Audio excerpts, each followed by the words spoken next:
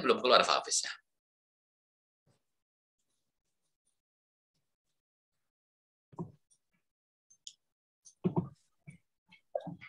Oke, selamat malam Bapak Ibu serta rekan-rekan semua. Assalamualaikum warahmatullahi wabarakatuh.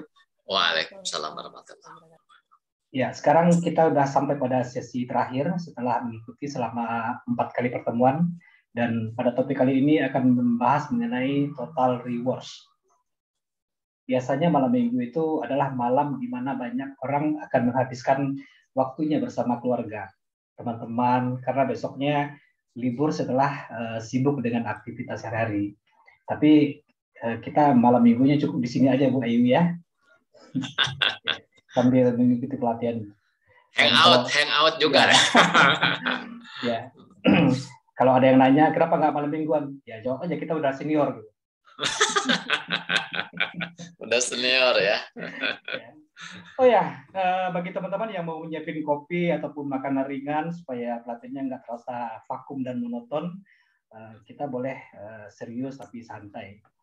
Baik, tanpa berlama-lama lagi, telah hadir bersama kita Bapak Dadang. Untuk itu kita langsung saja mulai dan melanjutkan materi. Kepada Bapak Dadang, dipersilakan. Terima kasih Pak Hafiz, rekan-rekan semua. Assalamualaikum warahmatullahi wabarakatuh.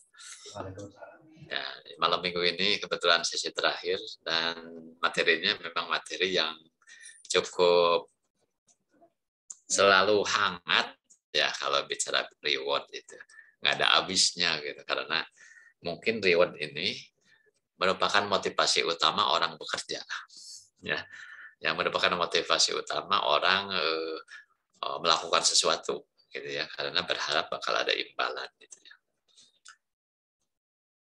Title dari sesi kita itu total rewards, yang kalau diterjemahkan tuh artinya apa?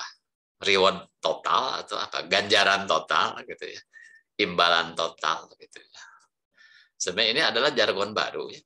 Karena saya mengikuti juga perkembangan dari standar-standarnya Human Resource Certification Institute gitu ya.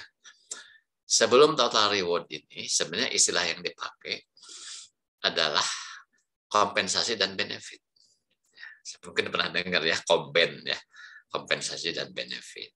Tapi kemudian di dalam standar HRCI sendiri kemudian dirubah jargonnya atau terminologinya menjadi total rewards itu ya.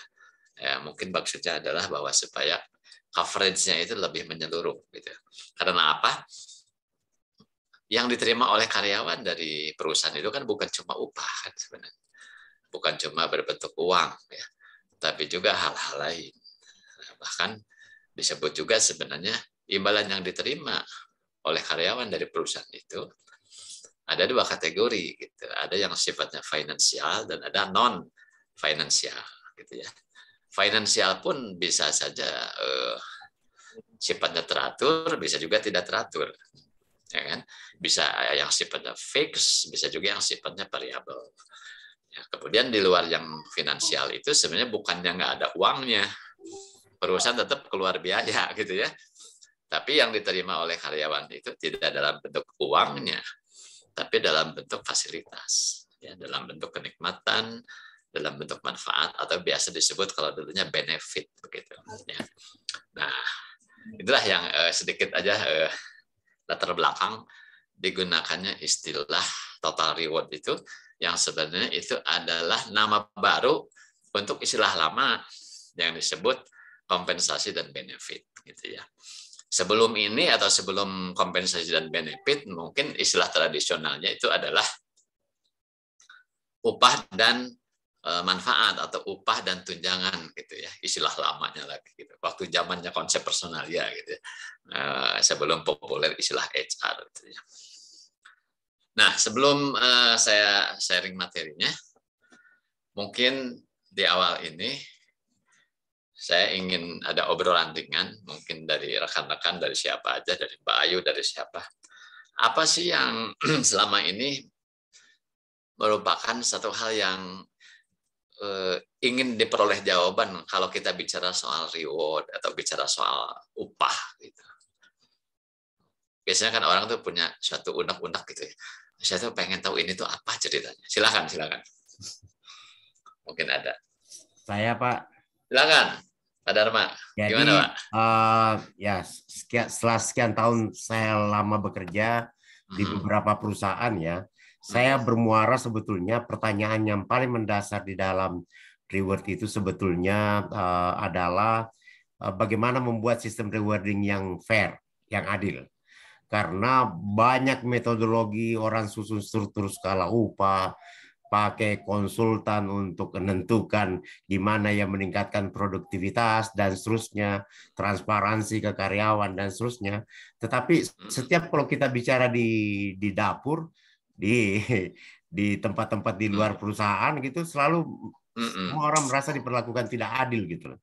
Jadi pertanyaannya sebetulnya kenapa sepertinya tidak ada metodologi yang pas untuk bisa mengakomodasi semua kepentingan orang yang dipercayai oleh semua orang bahwa itu fair gitu. Kira-kira itu, Pak.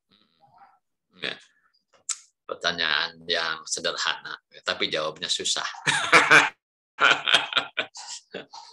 Memang ini pertanyaan yang fundamental gitu ya. Cuma satu hal ya, kalau kita bicara yang namanya kepuasan, satisfaction, itu kan subjektif. Subjektif. Jadi sekalipun angkanya sama, gitu, tapi kalau kita tanya ke orang yang berbeda, jawabannya pun bisa berbeda. Dan setiap orang itu kan punya frame of reference sendiri di kepalanya itu. Ekspektasi yang sendiri-sendiri berbeda satu sama lain. Gitu. Sehingga pada saat misalnya manajer gaji 30 juta itu cukup atau enggak? Kalau nanya ke saya mungkin jawabannya cukup lah. Alhamdulillah gitu ya. Tapi kalau nanya mungkin ke orang lain atau nanya Pak Dharma mungkin kurang Pak. Gaji manajer 30 juta itu ya. Apalagi kalau misalnya ternyata perusahaan kita tuh beda Pak. Beda ukurannya, beda kelasnya gitu ya. Beda industrinya gitu. Jadi yang sering kemudian kok tiap orang beda persepsi gitu tentang dia puas nggak sih dengan apa yang diterima dari perusahaan itu dibandingkan pekerjaan mereka itu. Salah satu yang sering tidak nyambung itu Pak karena kita waktu membanding-banding itu tidak apple to apple. That's the problem. Ya, tidak apple to apple. Padahal sebenarnya kan yang namanya ilmu komparasi gitu ya. Ilmu studi banding itu adalah harus apple to apple. Gitu. Ya, itu yang pertama gitu. Tetapi sebenarnya berbagai metodologi ya dan teknik-teknik untuk mewujudkan upah yang adil itu sebenarnya dari para pakar itu kan sudah mereka mengembangkan terus, Pak. Mengembangkan terus. Dari mulai yang sifatnya metode yang non-analitis, yang sifatnya dengan urut ranking sederhana gitu ya. Ilmu kira-kira gitu sampai kepada yang sangat presisi. Seperti metode point gitu ya. Mungkin yang paling terkenal itu Hay system gitu ya. Atau misalnya metode-metode lain yang ditawarkan oleh konsultan-konsultan kelas dunia gitu ya untuk membantu perusahaan menata pengupahan mereka gitu ya. Tapi ujung-ujungnya kembali gitu. Kalau nanya tiap orang pasti kita akan menemukan bahwa mereka tidak sama ya punya persepsi itu. Karena itu tadi sifatnya endingnya bahwa kepuasan itu kan subjektif pada dasarnya gitu. Karena masing-masing punya referensi yang bisa berbeda satu sama lain ya. Apalagi kalau nanya secara spiritual ya. Kalau jawabannya spiritualnya apa? Yang nggak puas itu orangnya kurang bersyukur gitu. Gitu aja ya. Ya orangnya kurang bersyukur gitu ya. Berarti training yang mendasar barangkali yang harus pertama dilakukan oleh perusahaan sabar dan syukur Pak ya. Nah ya basisnya Pak, basisnya itu saya kira itu semua perusahaan perlu juga ya membina kerohanian daripada para karyawan begitu ya. Karena kalau itu nggak dibentuk pun artinya kita juga tidak menata suasana kebatinan ya, dari para karyawan bahwa masalahnya adalah bahwa tidak selamanya kan perusahaan itu untung juga gitu. Ya. Seperti sekarang misalnya terkena pandemi. Untuk bisa bertahan, bisa bayar gaji aja kan sebenarnya udah alhamdulillah. Sementara perusahaan lain mungkin banyak yang terpaksa tutup. Ya, atau misalnya merumahkan karyawan dulu sementara waktu. Gitu. Kalau itu saya kira pembinaan kerohanian maupun pembinaan mental itu menurut saya itu memang harusnya ada. Gitu. Karena tidak semua yang kita hadapi itu sudah sesuai harapan kita. Gitu ya. Dan termasuk apa? Misalnya kalau dari sisi psikologi barangkali adalah membangun engagement, ya, kemudian membina kecerdasan emosi, ya, daripada para karyawan itu, supaya mereka sendiri bukan hanya cerdas secara rasio, tapi juga harus cerdas secara emosi. Karena tidak semua yang mereka hadapi hari ke hari itu adalah sesuai yang mereka harapkan. Kadang-kadang kita ketemu situasi yang nggak kita harapkan, dan disitulah sebenarnya memang kita harus bersabar, ya, menghadapi situasi seperti itu. Ya. Tapi justru kalau kita nggak punya referensi, nggak punya metode yang bisa kita gunakan sebagai alat bantu, mungkin takutnya memang benar amburadul, gitu ya, memang benar amburadul. Sebenarnya kalau lihat dari sisi historis, ya, konsep pengupahan itu sebenarnya bahkan itu masuk di dalam konvensi ILO sebenarnya, Pak. Yaitu yang disebut doktrin atau azas equal pay for equal work. Pekerjaan yang sama untuk pekerjaan yang sama bobotnya. Bukan sama title-nya, Pak, gitu ya, tapi sama bobotnya. Jadi kalau ada dua pekerjaan job title itu berbeda, mungkin beda departemen, beda proses, ya, tetapi ternyata bobotnya sama. Bobotnya sama. Kalau sama, harus bayarannya sama juga. Gitu. Itu prinsip yang pertama. Nah, oleh karena itu tantangan utama untuk bisa membantu kita memastikan bahwa kita sudah melakukan bayaran yang sama untuk pekerjaan yang sama bobotnya, metodenya adalah evaluasi jabatan, ya, job evaluation. Jadi jabatan-jabatan yang ada di dalam perusahaan kita itu semua dievaluasi sehingga ketemu job value-nya masing-masing berapa. Untuk mereka atau jabatan-jabatan yang value-nya mirip-mirip atau angkanya berdekatan, kita akan kelompokkan dalam satu grade yang sama. Grade 1 misalnya, ya, atau golongan 1 itu pekerjaan yang paling rendah di dalam sebuah perusahaan. Saya ambil contoh apa sih pekerjaannya? Misalnya office boy, cleaning service, kernet supir, bukan supirnya tapi kernet supir, ya. Kemudian apa lagi? Operator gudang, gitu, yang pekerjaannya sebenarnya hanya fisik, gitu ya, memindahkan satu bahan ke tempat lain, gitu ya, membongkar barang dari kontainer pindahkan ke dalam gudang atau dari gudang dimasukin ke truk untuk diangkut, ya. Itu kan pekerjaan-pekerjaan yang sifatnya low skill, mirip kan, mirip, ya. Sekalipun kalau pakai metode poin ternyata selisih angka poinnya ada, ya. Ada yang poinnya 20, ada yang 21, ada yang 19. Tapi karena itu adalah masih dalam kisaran yang berdekatan, maka kita bisa kelompokkan jabatan-jabatan tadi di dalam satu grade yang sama. Misalnya golongan 1. Ya, dengan rentang upah misalnya dari upah minimum sampai 150% upah minimum misalnya, ya. Misalnya gaji terendahnya 3 juta, tertingginya misalnya 4 juta misalnya, ya, atau 3.800.000 gitu misalnya, ya. Rentang, ya, karena umumnya kan suatu grade itu ada rentang, Pak, ya.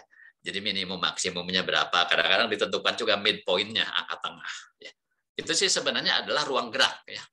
Kalau kita memasukkan orang junior, entry level, ya, yang baru lulus gitu ya, umur juga baru 18 tahun gitu ya, baru boleh bekerja, ya, masuk sebagai office boy. Ya, saya kira sangat wajar kemudian kita berikan dia upahnya adalah angka upah minimum. Tapi seniornya sesama OB, sesama office boy yang kerja udah 5 tahun, mungkin dapatnya adalah misalnya 120% dari upah minimum, misalnya begitu ya. Jadi yang utama sih sebenarnya pertama adalah prinsip equal pay for equal work, itulah yang harus kita pegang teguh dari awal. Ya, jangan hanya sekedar juga asal dekat kemudian dikasih gaji gede, gitu ya. Harus dilihat dulu pekerjaannya apa, gitu ya, bobotnya berapa, dan layaknya masuk di grade berapa.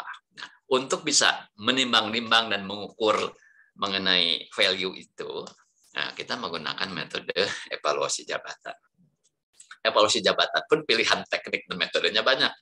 Dari mulai yang sifatnya sederhana, misalnya sistem ranking, ya, kemudian misalnya metode klasifikasi. Itu yang paling simpel itu. Metode ranking dan metode klasifikasi. Ya. Kemudian yang agak complicated itu adalah misalnya metode perbandingan faktor. Dan yang paling advance adalah metode point, sistem point, ya, udah kuantitatif gitu. Nah, biasanya ini berbanding lurus dengan ukuran perusahaan. Ya. Makin kecil perusahaan itu, makin simple organisasinya, tidak perlu metode canggih. Ya, cuma buang-buang waktu dan buang-buang duit. Ya. Apalagi harus manggil konsultan gitu ya. Cukup saja tanya bos kita gitu ya, yang menguasai betul pekerjaan dari ujung ke ujung. Ya, seperti di tempat saya. Ya, bos kami itu mendirikan perusahaan itu tahun 1973 gitu. Sampai dengan hari ini berarti sudah berumur berapa? Mungkin hampir 50 tahun gitu ya. Dan beliau hafal betul proses pabrik garment ujung ke ujung itu di luar kepala. Bahkan mungkin nggak banyak ya presiden direktur yang bisa menjahit gitu. Seperti bos saya. Ya, presiden direktur bisa menjahit, Pak. Ya, heran kan? Ya, belum tentu gitu bos garment perusahaan lain bisa menjahit. Jadi pada saat kami membahas tentang leveling, grading untuk pekerja operasional, beliau hanya minta kita meeting sebentar, yuk kita meeting, kita obrolin. Dan yang digunakan apa? Klasifikasi dan ranking sebenarnya. Misalnya kita tahu dari mulai gudang bahan ya, ada operator bahan, gudang bahan. Kemudian di unit cutting itu misalnya ada bagian ampar kain. Ya. Nah, kita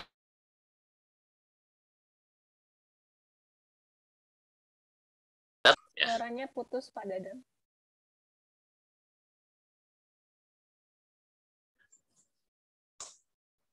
Dan seterusnya. Dari ujung ke ujung, ya, dari ujung ke ujung itu orang yang menguasai itu mudah gitu. Nah, kemudian yang berikutnya adalah kalau sudah menyangkut perbandingan antar perusahaan, ceritanya bisa lebih seru lagi, Pak. Kalau di internal mungkin lebih sederhana ya, karena kita hanya membanding-banding pekerjaan itu di dalam satu perusahaan yang sama. Sepanjang job evaluation-nya sudah betul, sudah valid, mestinya nggak akan miss gitu. Bahwa equal pay for equal work-nya pasti terwujud begitu, ya kan? Sekalipun kadang-kadang tidak mudah tuh suka ada kecenderungan tiap manajer itu pengen anak buahnya itu bobotnya dianggap gede, gitu ya. Sehingga kemudian harus ada meeting ya yang cukup alot untuk bisa menentukan misalnya. Jangan karena misalnya setiap manajer punya ego bahwa anak buahnya di departemen dia itu harus dibayar lebih tinggi, harus diberi bobot yang tinggi. Ya kita harus objektif. Ya, makanya perlu alat bantu gitu ya. Apakah dengan perbandingan faktor misalnya atau dengan sistem poin. Nah, sekarang kalau sudah perbandingan antar perusahaan ceritanya juga bisa beda. Karena apa? Industrinya kan beraneka ragam. Kelas perusahaannya pun beraneka ragam. Dari mulai kelas KK5 sampai kelas bintang 5 kan ada. Gitu ya. Jadi pada saat kita misalnya membaca salary survey dan salary guide, itu kita pun harus bijak gitu. Ini kelas apa nih yang lagi disurvei ini? Gitu. Saya ambil contoh misalnya, Bapak mungkin sering melihat referensi salah satu salary guide yang diterbitkan oleh konsultan Kelly Services Indonesia misalnya. Ya. Kalau kita lihat angka-angkanya, terutama untuk level menengah atas, itu kayaknya tuh tinggi banget gitu. Tinggi banget. Dugaan saya adalah bahwa yang ikut dalam program salary survey mereka adalah perusahaan-perusahaan kelas menengah besar. Ya, yang mungkin juga lokasinya itu di kawasan Jabodetabek begitu. Sehingga pada saat orang yang ada di Garut misalnya ya itu mau benchmark itu wah kaget sendiri gitu. Gitu ya, seperti saya melihat gaji HR manager berapa? 80 juta, 100 juta gitu ya. Jadi minder bacanya. Gitu ya. Nah, itu salah satu contoh gitu ya. Tapi kemudian kita misalnya lihat juga ada salary survey, salary guide misalnya dari Jobstreet misalnya. Wah, kayaknya lebih realistis tuh angkanya gitu. Karena untuk kisaran perusahaan-perusahaan di kami misalnya wilayah Bandung dengan kelas menengah gitu ya, kayaknya masuk gitu angkanya. Jadi itu tadi bahwa ya kalau orang kalau nggak mengerti ya pasti kalau bagi dia sih ya udah aja ngerasa nggak fair aja. Oleh karena itu karyawan itu harus punya pembanding untuk bisa menilai kamu tuh sebenarnya kadang begini loh. Ada orang ngerasa dibayar terlalu rendah, gitu ya. Terus dia resign dan dia cari kerjaan di tempat lain. Tapi akhirnya dia nggak pernah ketemu perusahaan yang mau bayar lebih tinggi dari yang perusahaan sebelumnya kasih. Itu bukti apa? dia subjektif dan tidak punya pembanding, gitu. Sehingga dia tidak bisa menyikapi satu fakta dengan bijaksana, begitu. Gitulah kurang lebih. Ya, gimana, Pak Dharma? Gitu. Bisa menjawab pertanyaan nggak? Ya, makasih Pak Dadang. Ya, makasih Pak Dharma. Mbak Ayu senyum-senyum kayaknya mau nanya nih, Mbak Ayu. Silakan. Saya jadi teringat tadi waktu Pak Dadang bilang bahwasanya karyawan tuh harus punya spiritual yang baik untuk kebersyukuran gitu ya. Karena sebenarnya saya belum ada pengalaman di perusahaan bisnis, tapi karena saya ada beberapa klien yang konsultasi begitu, mereka kebanyakan usia masih muda, generasi milenial gitu, yang kalau konsultasi itu sepertinya itu nggak dimanusiakan dengan baik oleh perusahaannya. Bahkan mereka baru masuk, terus gajinya pas-pasan gitu, terus kemudian mereka sudah berkeluarga walaupun belum punya anak, kemudian juga kerjanya banyak banget, terus disuruh senior-seniornya yang tidak sesuai dengan job desk yang sudah disampaikan begitu. Jadi saat mereka datang terus konsultasi, saya memilah gitu kan. Kalau urusannya kantor atau perusahaan berarti ya areanya bukan di saya gitu kan. Kalau di saya berarti personnya begitu. Memang pada akhirnya setuju dengan yang disampaikan Pak Dadang bahwasanya kebersyukuran itu perlu dimiliki begitu. Memang pilihannya mau resign silahkan, kalau enggak ya bertahan begitu. Sehingga memang banyak soft skill yang saat itu diberikan seperti gratitude, kemudian emotional intelligence, kemudian juga adversity quotient, bagaimana bertahan atau tangguh ketika berhadapan dengan situasi yang enggak enak begitu. Dan bagaimana juga mereka perlu untuk resilient gitu ya. Jadi ketika berhadapan dengan kondisi negatif di pekerjaan bisa bangkit lagi, bisa bounce back begitu.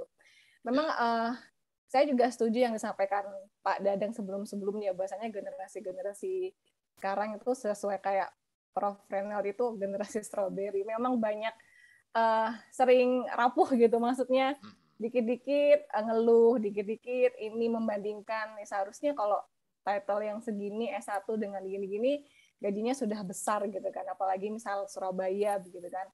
Itu memang tidak selalu begitu gitu kan. Memang mungkin selain tadi yang Pak Dharma memberikan pertanyaan, bahasanya ada metode-metode yang Pak Dadang sampaikan.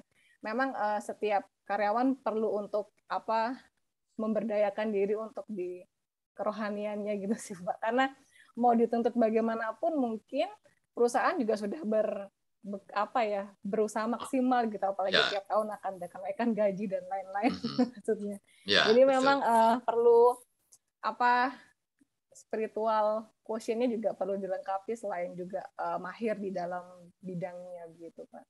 Ya. Betul. Jadi harus komprehensif kelihatannya, bukan hanya secara teknis manajemen pengupahannya yang kita perbaiki, tetapi juga dari sisi sosial, spiritual, ya, emosionalnya juga harus kita lakukan pembinaan, gitu ya. Ya artinya simultan ya, komprehensif, semuanya harus kita garap bareng-bareng. Baik, ini pembukaan yang cukup seru, gitu ya. Nah, saya sharing dulu materinya mengenai total reward ini, ya.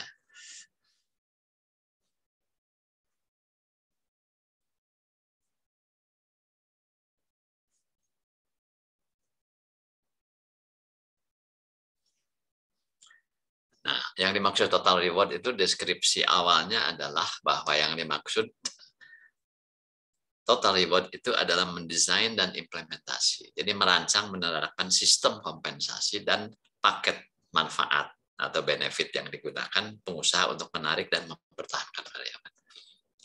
Jadi memang kalau cukup atraktif itu kan cukup menarik. Artinya bahwa misalnya mereka tahu bahwa paket kompensasi perusahaan kita itu cukup kompetitif, ya, dan bersaing, artinya satu sama lain dengan perusahaan-perusahaan sekelas, itu akan mempermudah pada saat kita mau meng-hire karyawan, gitu ya. Dan tentunya untuk mempertahankan, gitu ya, sekalipun harusnya tidak single program atau single method ya. Tadi yang disampaikan bahwa tidak hanya ngutak-ngatik aspek pengupahannya saja, tapi juga aspek-aspek lainnya, ya, termasuk sosial psikologis dari karyawan itu juga kita harus punya program-program. Ya. Nah, sasaran belajarnya apa? Ini yang kita akan coba capai pada pertemuan malam ini. Diharapkan kita dapat membuat rencana kompensasi dan tunjangan yang menarik dan mempertahankan talent, ya, mempertahankan bakat yang ada. Mengembangkan, memahami, dan secara konsisten menerapkan filosofi kompensasi dan manfaat organisasi. Kemudian menentukan tingkat penghargaan total atau total reward yang sesuai untuk memenuhi kebutuhan organisasi melalui job evaluation, ya, atau evaluasi pekerjaan, benchmarking terhadap organisasi lain, melakukan survei remunerasi, dan menganalisis data pasar tenaga kerja. Itu yang tadi saya sebut, ada survei dan ada salary guide. Gitu ya. Kemudian mengintegrasikan dan memaksimalkan efektivitas kompensasi moneter. Moneter itu sifatnya uang. Gitu ya. Misalnya gaji dan bonus. Kemudian tunjangan karyawan. Misalnya perawatan kesehatan, cuti berbayar, dan lain-lain. Kemudian juga bentuk kompensasi lainnya, misalnya kompensasi yang ditangguhkan. Kompensasi yang ditangguhkan itu biasanya berupa jaminan, misalnya seperti jaminan hari tua, misalnya pesangon, itu kan yang ditangguhkan. Jadi tidak dibayar sekarang, tapi diperolehnya nanti pada saat jatuh waktu, temponya atau due date-nya udah nyampe. Kemudian mengevaluasi dan merevisi filosofi dan pendekatan kompensasi organisasi untuk memastikan bahwa kebutuhan organisasi itu terpenuhi. Ini adalah indikator kemampuan, jadi mereka yang bergerak di bidang HR, khususnya yang mendalami bidang reward, kompensasi, dan benefit, ini beberapa hal yang perlu dikuasai. Ya. Pertama adalah mengumpulkan, menyusun, dan menafsirkan data kompensasi dan tunjangan dari berbagai sumber. Misalnya dari survei, remunerasi, dari tren pasar tenaga kerja. Kemudian menerapkan sistem dan program gaji, tunjangan, insentif, uang pisah, dan pesangon yang sesuai. Kemudian mematuhi praktik terbaik, ya, atau best practice sesuai undang-undang dan peraturan yang mengatur kompensasi dan tunjangan. Membedakan antara pendekatan yang dimandatkan oleh pemerintah, ini yang disebut normatif itu, yang hukumnya fardu, wajib, ya, yang disediakan oleh pemerintah, dan yang bersifat sukarela. Sukarela itu istilah dalam ketenaga kerjaan itu syarat kerja, ya, yaitu hak karyawan yang tidak diatur oleh peraturan perundangan. Jadi diatur sendiri secara internal di perusahaan. Dan hukumnya tidak wajib. Ya, sunnah lah gitu ya. Kemudian melakukan evaluasi pekerjaan atau job evaluation yang akurat untuk menentukan kompensasi yang sesuai. Berikutnya adalah merancang dan mengawasi filosofi kompensasi dan manfaat organisasi. Strategi dan rencana yang selaras dengan arah strategi organisasi dan kebutuhan talent. Merancang dan mengawasi pendekatan kompensasi eksekutif, ini agak khusus ya, jadi level eksekutif. Merancang dan mengawasi pendekatan kompensasi eksekutif yang secara langsung menghubungkan kinerja individu dengan keberhasilan organisasi. Ya. Dan berikutnya adalah memastikan kesetaraan internal sistem kompensasi. Ya, kesetaraan internal itu yang tadi ya, prinsip dasarnya adalah equal pay for equal work tadi. Ya. Oke, yang pertama kita akan bicara tentang menentukan upah pekerja. Ya, ini bagian pertama. Big picture ini saya ambil dari SKKNI. SKKNI Manajemen Sumber Daya Manusia. Jadi sekuensialnya ini adalah kriteria unjuk kerja di dalam unit kompetensi menentukan upah pekerja. Pertama, kompilasi data terkait upah pekerja dianalisis sesuai prinsip ekuitas internal dan eksternal. Berikutnya, penyesuaian upah pekerja sesuai analisis direkomendasikan kepada pengambil keputusan untuk mendapat persetujuan. Berikutnya, penyesuaian upah pekerja yang disetujui diterapkan sesuai SOP. Ya, jadi memang kita juga perlu memiliki SOP tentang misalnya penetapan dan penyesuaian upah itu ya. Kemudian penerapan penyesuaian upah pekerja didokumentasikan sesuai SOP yang berlaku. Latar belakang dan tujuan kenapa sih kita perlu memikirkan, menggarap yang namanya penetapan upah, penyesuaian upah. Apa latar belakang dan tujuannya? Usulan besaran upah calon pekerja dan penyesuaian upah pekerja itu perlu dilakukan karena alasan dinamika SDM di organisasi secara internal maupun eksternal. Di internal itu kan ya bisa terjadi bahwa orang itu kan ada yang berprestasi bagus, ada yang masa kerjanya sudah lama banget, ya kan. Kemudian ada yang mengalami promosi, ada yang mengalami mutasi. Itu kan dinamika internal, ya, sehingga memerlukan penyesuaian. Adapun dinamika eksternal mungkin yang paling krusial adalah setiap 1 Januari berlaku upah minimum baru, ya kan? Setiap tahun gitu upah minimum naik. Mau nggak mau kan perusahaan-perusahaan yang memang bottom line-nya itu angkanya di angka upah minimum, dia harus melakukan pendongkrakan angka, kan begitu. Ya masih mending kalau uangnya cukup, kalau enggak, nah itu problem gitu ya, perusahaannya nggak sanggup, problem di situ ya, sehingga kadang-kadang menjadi perselisihan gitu, ya dengan pekerjaannya. Tujuannya apa? Ya, tujuannya adalah untuk menjaga ekuitas pengupahan atau pengupahan yang adil. Ya, tujuannya kan itu. Adil itu tadi ada keseimbangan antara pengorbanan dan perolehan. Ya. Adil itu bahwa bayaran sama untuk pekerjaan yang sama nilainya. Ya.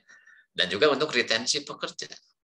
Bagaimana kita mempertahankan karyawan. Ya, terutama karyawan-karyawan yang merupakan karyawan unggul. Ya. Kalau yang nggak unggul sih biasanya juga malah diam-diam kita suruh pergi. Gitu ya. Jadi yang akan dipertahankan tentu adalah karyawan-karyawan unggul. Ya. Tipe star employee, ya, karyawan tipe bintang, atau orang-orang kunci gitu. Orang-orang kunci di perusahaan yang kalau dia tidak ada itu akan terjadi gangguan ya di dalam operasional perusahaan. Nah, ini ada 2 istilah gitu yang sering dibicarakan kalau kita lagi ngomong tentang pengupahan. Ada yang namanya pay equity, ada yang namanya pay equality gitu ya.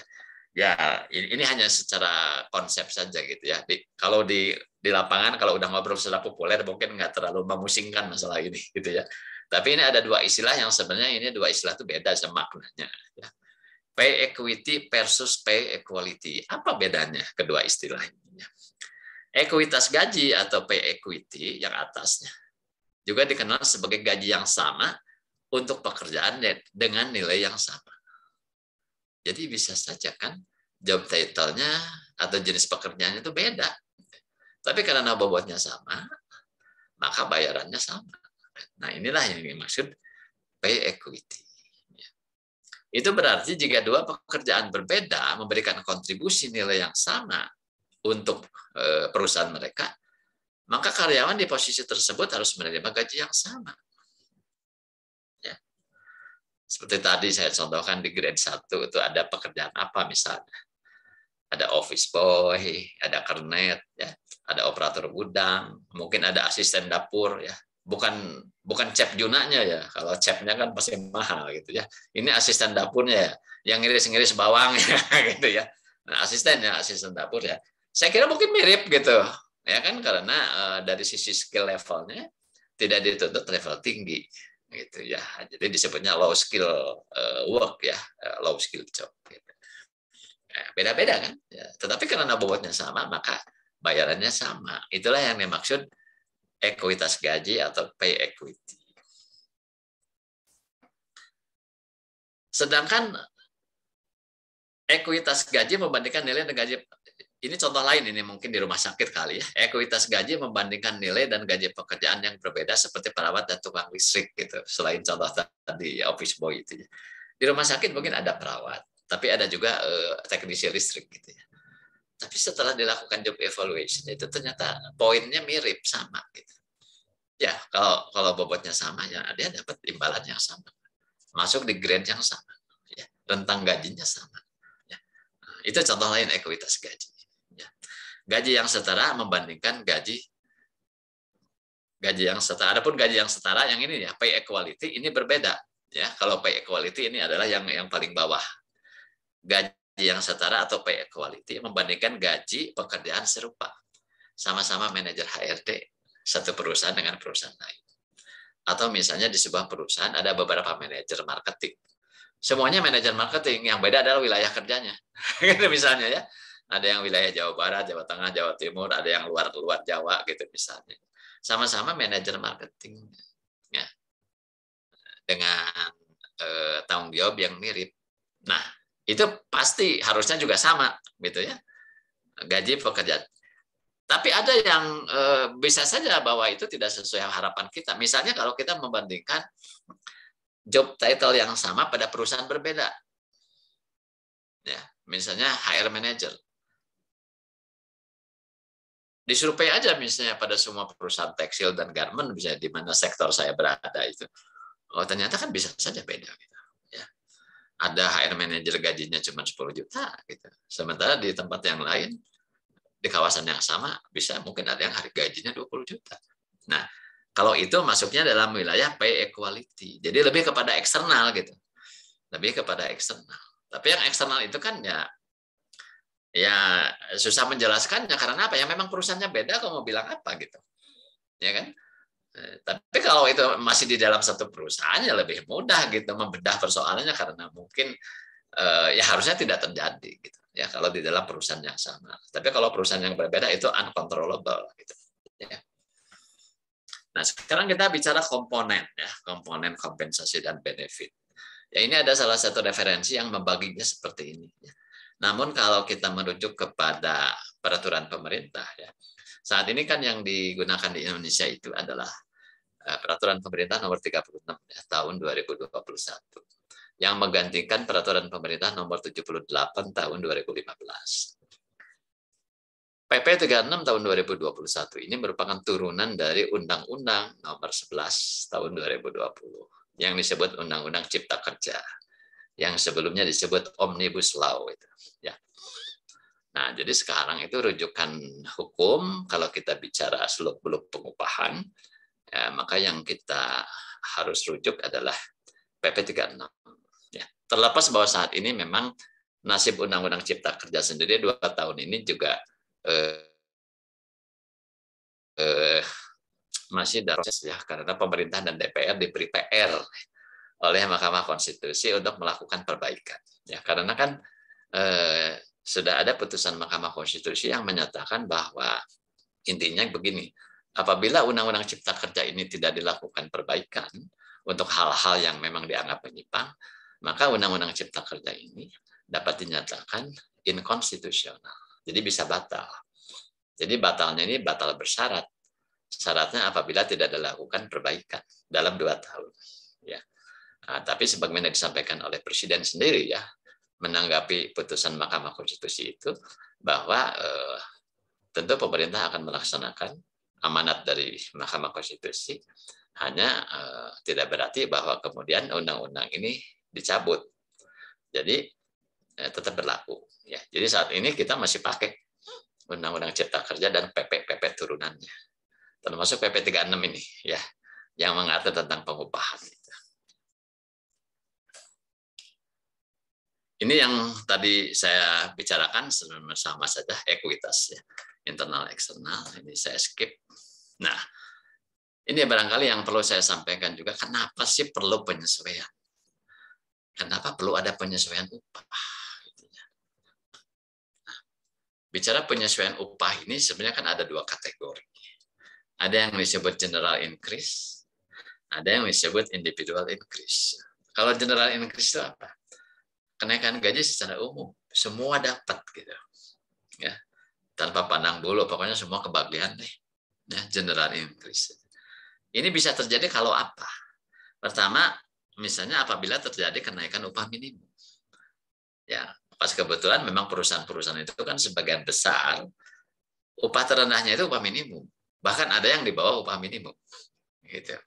Mau nggak mau kan pada saat terbit SK Gubernur tentang upah minimum tahun berikutnya, ya, karena kan itu 1 bulan sebelumnya keluar tuh SK-nya, itu kan katakanlah awal Desember atau akhir November, untuk berlaku per 1 Januari tahun depan, ya.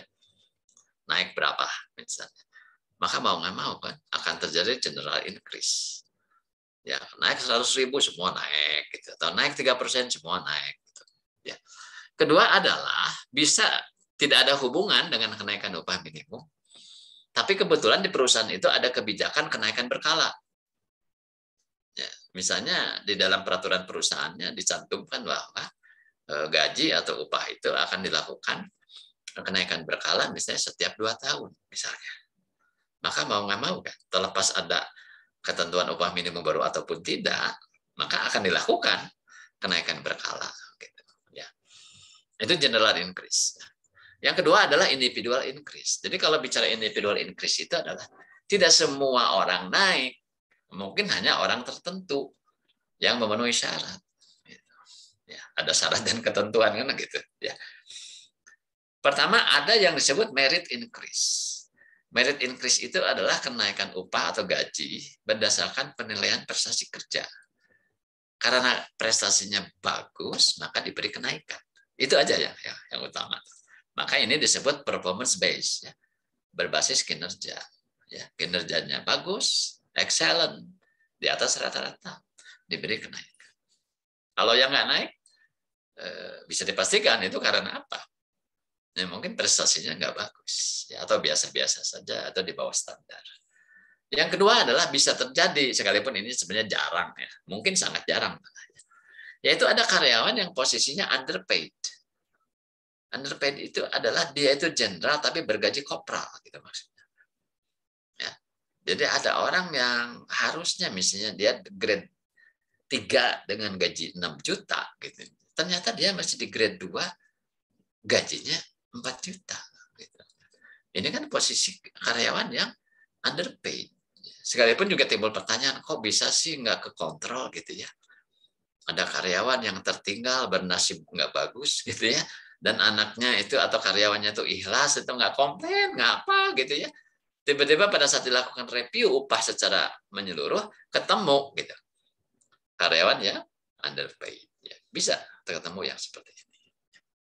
Terutama kalau sistem informasinya memang ya masih manual gitu ya.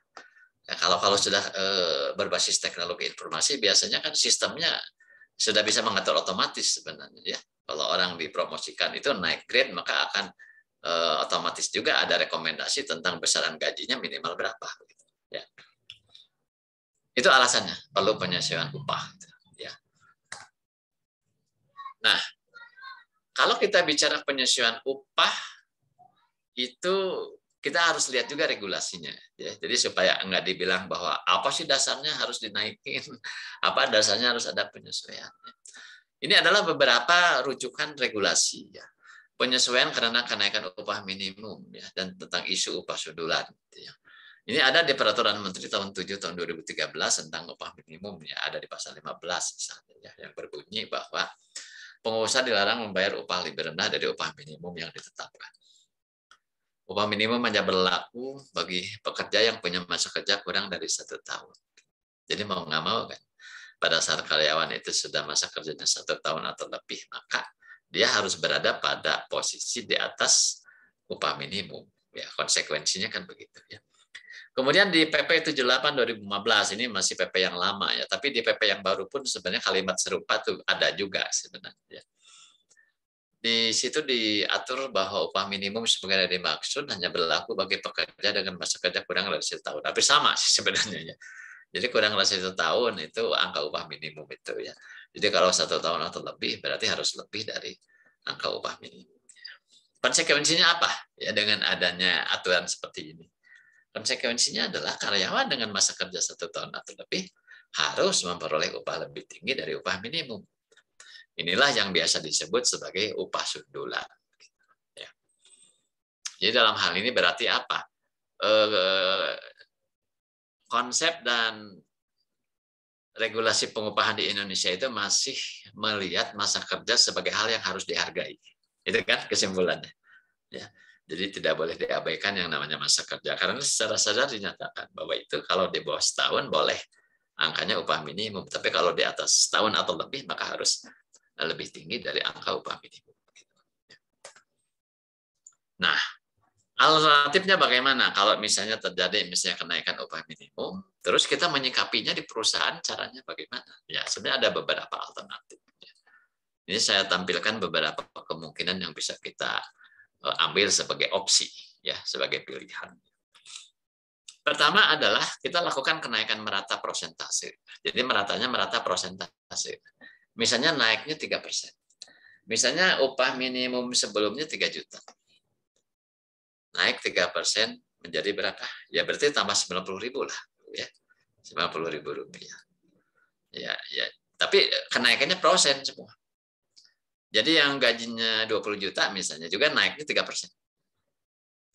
Yang gajinya 3 juta naik 3%-nya dari 3 juta. Yang gajinya 20 juta juga naik 3% dari 20 juta. Itu kenaikan persentase. Ya. Dan biasanya ini pasti budgetnya besar untuk tambahannya, pasti gitu ya. Kalau kita membayar karyawan sebulan itu 1 miliar gitu misalnya totalnya, maka harus disiapkan budget tahun berikutnya itu tambah 3% dari 1 miliar. Kan begitu hitung-hitungannya ya. Opsi kedua itu kenaikan merata secara nominal. Jadi bukan persen, tapi nilai rupiahnya. Misalnya naiknya itu 100.000. Ya. Maka semua kita kasih tambahan 100.000. Dari mulai office boy sampai dengan GM gitu ya. Kasih tambahan 100.000. Itu alternatif kedua. Alternatif ketiga, yang di bawah upah minimum naik ke angka upah minimum. Jadi didongkrak dulu. Jadi dilihat dulu dari daftar upah. Siapa aja yang upahnya di bawah upah minimum yang baru. Begitu. Nah, ketemulah orangnya. Oh, sekian orang. Ini nama-nama orangnya ini. Ya udah naikin ke angka UMK semua. Tep, gitu. Ya. Jadi yang penting gugur kewajiban dulu gitu. Ya, naik. Nah, kemudian yang sudah UMK atau lebih, ya UMK berikutnya, gitu, UMK tahun berikutnya atau lebih, itu bisa kita naikkan sesuai budget dengan basis penilaian ataupun tidak. Ya kalau pakai basis penilaian berarti sebelum ditentukan harus ada performance appraisal dulu kan, gitu. Ya, baru kemudian kita lakukan distribusinya bagaimana. Ya. Alternatif lain yang dulu populer ini, saya ikut workshopnya ini tahun 2003 lah kalau nggak salah, itu 19 tahun yang lalu ya. Namanya rumus upah sundulan. Itu mungkin pernah dengar ya rumus upah sundulan. Ya. Nah inilah tokohnya itu ya. Mungkin Pak Hafiz juga pernah mengundang beliau ya, memberikan workshop juga ya. Pak Joko ini seorang senior di bidang HR yang dia menciptakan rumus upah sundulan, namanya rumus sundulan DS. DS itu singkatan dari nama beliau ya, inisial lah, Joko Sudibyo. Nah, beliau patenkan ini tahun 2002. Kebetulan saya mendapat bimbingan langsung dari beliau. Workshopnya sehari penuh itu. Waktu itu saya ingat di Jakarta juga saya ikutnya. Ya saya penasaran aja rumus upah sundulan kayak gimana. Ya itu salah satu sih sebenarnya alternatif ya. Sekalipun pada akhirnya di tempat saya nggak dipakai rumus ini ya. Nanti saya sering kalau di tempat saya pakainya kayak gimana gitu ya. Nah ini ilustrasi aja gitu ya. Ini dilihat jadi per grade gitu ya. Jadi seolah-olah itu diprogramkan mau naiknya berapa, budgetnya berapa. Gitu. Ada kalkulasinya. Ya. Ada rumus yang seperti ini. Ya. Jadi ini sebagai ilustrasi aja contoh untuk satu grade tertentu misalnya. Jika ada karyawan dengan upah lamanya 3.300.000, upah barunya berapa? Gitu ya. Nah ini ada kalkulasinya. Maka dengan batasan-batasan yang ditentukan sebelumnya di sini ya, jadi pengen didongkraknya berapa, batas bawah, batas atasnya berapa, ya. Kemudian perbedaan setiap 1 tahunnya berapa. Nah, diolah ini ya sebenarnya bisa juga dengan misalnya rumus Excel bisa diolah. Jadi dia naiknya itu dari 3,3 menjadi 3.405.000. Naiknya itu 105.000 atau 3,18%. Ini satu contoh. Ya. Ya, kalau nggak salah juga mungkin kalau kita cari-cari literatur atau contoh Excel-nya mungkin ada ya, bisa via Google dicari. Ya. Sekarang nggak terlalu populer lagi ini. Gitu. Kalau dulu cukup populer ya, ya boleh dibilang hal baru ya waktu itu ya, sebagai salah satu alternatif.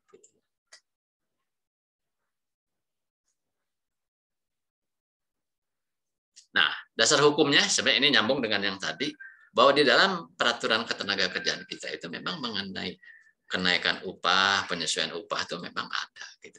Ini saya cuplik ya, ada Undang-Undang 13, PP 78. Ya. Dan faktor yang dimasukkan di sini adalah produktivitas kerja dan kemampuan perusahaan. Gitu. Dua hal yang harus jadi pertimbangan. Karena kalau produktivitas kerjanya tidak meningkat dan kemampuan perusahaannya juga nggak begitu bagus, agak susah ya melakukan kenaikan itu. Ya, karena setiap kenaikan biaya kan harusnya terkompensasi. Ya. Jadi pasti nambah budget kan. Pertanyaannya, budget tambahannya kita ikhtiarkannya dari mana gitu? Ya, kalau bukan dari peningkatan produktivitas, ya. Atau kalau misalnya perusahaannya sendiri untuk nambah budget segitu tuh berat gitu ya.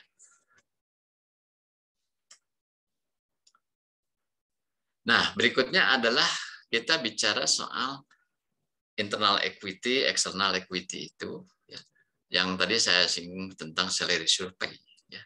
Salary survey adalah satu referensi yang ya bisa menjadi pertimbangan buat kita. Gitu. Kalau kita mau melakukan kenaikan itu, kita juga ngelihat kan market ya, marketnya seperti apa. Gitu. Posisi perusahaan kita ada di mana? Apakah ada di dalam rata-rata pasar, di bawah rata-rata pasar, atau di atas rata-rata pasar? Ya. Kalau kita ada di bawah rata-rata pasar, makanya memang tuntutan kenaikan akan lebih menonjol kan? Karena kita di bawah rata-rata pasar. Itu yang membuat posisi atau status pengupahan kita ini kurang kompetitif. Gitu. Ya.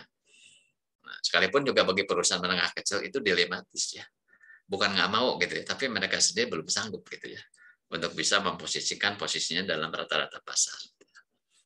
Nah, dari salary survei itu kita akan mendapatkan salary guide. Jadi dilakukan survei dulu, baru kita memperoleh guidance-nya, dan kita juga ikut serta. Ikut serta dalam survei tersebut.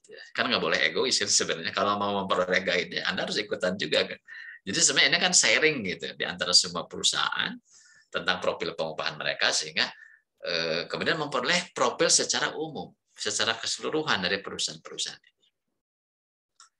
Salary survei adalah suatu investasi, gitu ya, di mana biasanya perusahaan membayar sejumlah uang. Jadi memang ada biayanya, dan juga bersedia mengisi data remunerasi yang berlaku di perusahaannya seperti apa. Perusahaan bersedia melakukan itu karena dengan mengikuti salary survey mereka bisa mendapatkan salary guide. Ya, jadi ada manfaat timbal balik sebenarnya.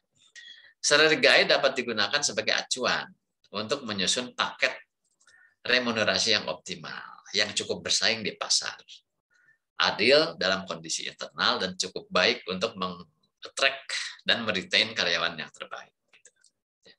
Salary guide juga bisa digunakan sebagai basis untuk mengajukan usulan besaran kenaikan gaji dan memprediksikan salary movement untuk tahun-tahun ke depan. Ya.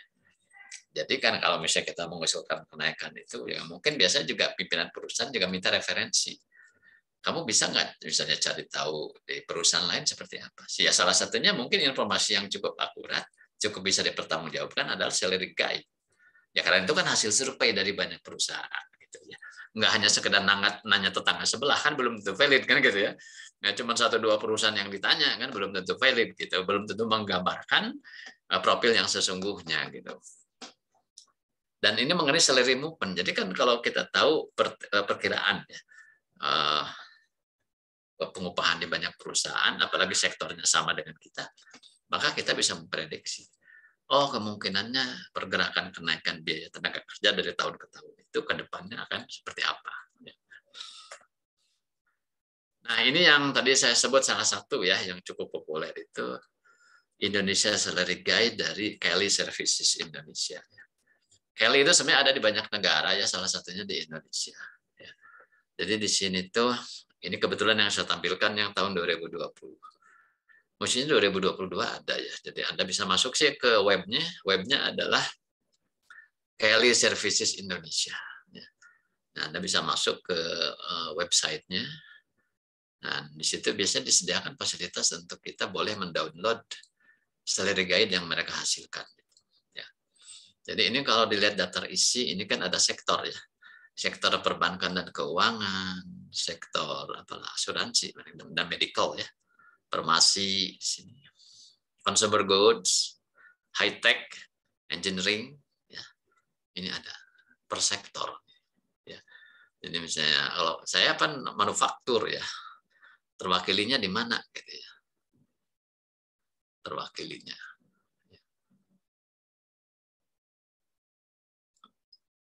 Kalaupun ada, saya juga ada retail ada ya, retailnya bisa terwakili di sini. Ya. Nah manufacturing ini ada ya. Engineering and technical manufacturing ada. Kemudian kalau misalnya lembaga pendidikan ada nih education. Ya. Jadi by sektor itu. Tapi kalau saya lihat angka-angkanya ketinggian kayaknya. Mungkin yang ikut salary survei-nya itu kelas perusahaan-perusahaan kelas menengah atas, menengah besar ya. Dan mungkin wilayahnya itu lebih ke yang di seputar Jakarta begitu ya. Kawasan industri dan kawasan bisnis yang ya papan atas lah. Sehingga pada saya lihat angkanya itu agak kaget juga, agak shock ya. Minder lah. Minder. Oh, gaji saya kekecilan kayaknya gitu ya. Lihat salary survei atau salary guide-nya ini tuh kok gede banget gitu ya. Jadi pengen pindah gitu ya. Jadi memprovokasi gitu ya, lihat salary guide yang kayak gitu. Terprovokasi gitu ya. Tapi karena penuh rasa syukur, ya alhamdulillah segini juga gitu ya. Kita nggak usah bikin aneh-aneh, udah mau pensiun gitu ya. Yang berikutnya ini mungkin lebih masuk angkanya kalau untuk wilayah saya yang ada di area Bandung Raya ya. Kelasnya perusahaannya kelas menengah. Ini angka ini kayaknya lebih masuk yang dihasilkan dari Job Street ya. Jadi ini adalah data besaran gaji di setiap sektor yang datanya diambil dari data internal Job Street ya. Kayaknya masuk angkanya gitu. Nah, makanya lebih sesuai pada saat kita menggunakan ini sebagai referensi ya. Tapi yang Kelly pun saya pakai juga sih. Duanya saya lihat ya. Karena tergantung jenis pekerjaan dan levelnya sih. Ada juga yang masuk ya. Ada juga yang masuk. Yang banyak nggak masuk itu yang level manajer ke atas. Itu udah jomplang gitu ya, manajer ke atas. Tapi kalau untuk staf biasa dan pelaksana itu relatif mirip sebenarnya angkanya ya. Oke, kita lihat ini yang dari Job Street itu ya, perhotelan tuh ya. Ini dibikin 4 level ya. Staff, supervisor, manager, dan direktur. Ya. Kisarannya segini. Jadi untuk industri perhotelan, misalnya untuk staff, itu kisarannya 5 sampai 6,3 juta. Ya kalau di dalam job grading berarti anggaplah ini grade 1, grade 2, grade 3, grade 4 gitu misalnya. Ya. Supervisor 6 sampai 8,5, manager 11 sampai 15, direktur 21 sampai 34. Berikutnya adalah, jadi ini sebenarnya pembagiannya itu ada berdasarkan sektor, ada juga berdasarkan bidang ya. Itu sektor perhotelan, ini bidang marketing, ini bidang penjualan, ini bidang pendidikan, ya, sekolah. Ini bidang pekerjaannya, human resource. Nah, ini orang HRD nih. Coba lihat orang HRD itu staff itu 6 sampai 8. Ya, mungkin yang baru lulus, pengalamannya mungkin 0 sampai 3 tahun gitu ya. Entry level ya, dia masuk di departemen HR ya, seginilah kurang lebih kisarannya 6 sampai 8 ya. Tapi kalau di tempat saya dia masih cukup ketinggian juga sih, di tempat saya lebih rendah ya dari angka ini ya. Supervisor itu 9 sampai 12 ya. Manager 15 sampai 21 ya. Kemudian level direktur ya, tapi masalahnya HR juga tidak semua ada yang punya direktur ya. Masih dianggap anak bawang, paling tinggi kepala bagian kan. Gitu ya. Tidak semua perusahaan itu sudah memposisikan HR-nya selevel director ya. Ya, kecuali mungkin beberapa perusahaan yang cukup besar dan memberi derajat cukup tinggi kepada orang HR-nya, ada yang memposisikan level director gitu ya. Seperti ini, 30 sampai 42 ya kalau level director itu. Ini sambungannya, ini bidang pekerjaan customer service. 5 sampai 6,5. Supervisornya sekian dan seterusnya. Kemudian ini restoran, kuliner ini, bisnis kuliner ini. Ya. Cukup rendah ini untuk bidang kuliner. Ya. Dimulai dengan angka 3,8 sampai angka 6. Ya. Direkturnya bisa sampai 23. Ya. Kemudian software engineer, nah ini bidang IT. Bidang IT ternyata tinggi. Untuk entry level staff itu udah mulai dengan angka 10 juta. Ya, angka 10 juta. Cukup tinggi. Ya artinya karena mungkin ini pekerjaan-pekerjaan yang sifatnya apa ya? Memerlukan pendidikan khusus dan keahlian khusus gitu ya. Bidang IT ini, apalagi lagi banyak yang dibutuhkan. Jadi saya kira hukum pasar berpengaruh ya. Supply demand itu berpengaruh gitu. Level direkturnya bisa sampai angka 40 juta ya, gajinya sebulan. Ini manufaktur kayak pabrik gitu ya, seperti saya di tekstil dan garment mungkin ini ya, secara umum tapi ya manufaktur itu. Mungkin kalau core-nya itu berarti produksi, berarti core-nya 6,8 sampai 8 juta dan seterusnya. Ini bisa sampai 43 ya direktur produksi di sebuah pabrik ya 30 sampai 43. Nah, ini contohnya. Nah, untuk yang berikutnya ini adalah hanya menyampaikan tentang flow kalau kita mau melakukan merit increase ya. Jadi berdasarkan penilaian dan seterusnya sampai eksekusi oleh payroll ya pelaksanaan. Nah, mungkin ini yang perlu saya sampaikan karena saya juga sebelumnya punya anggapan begini.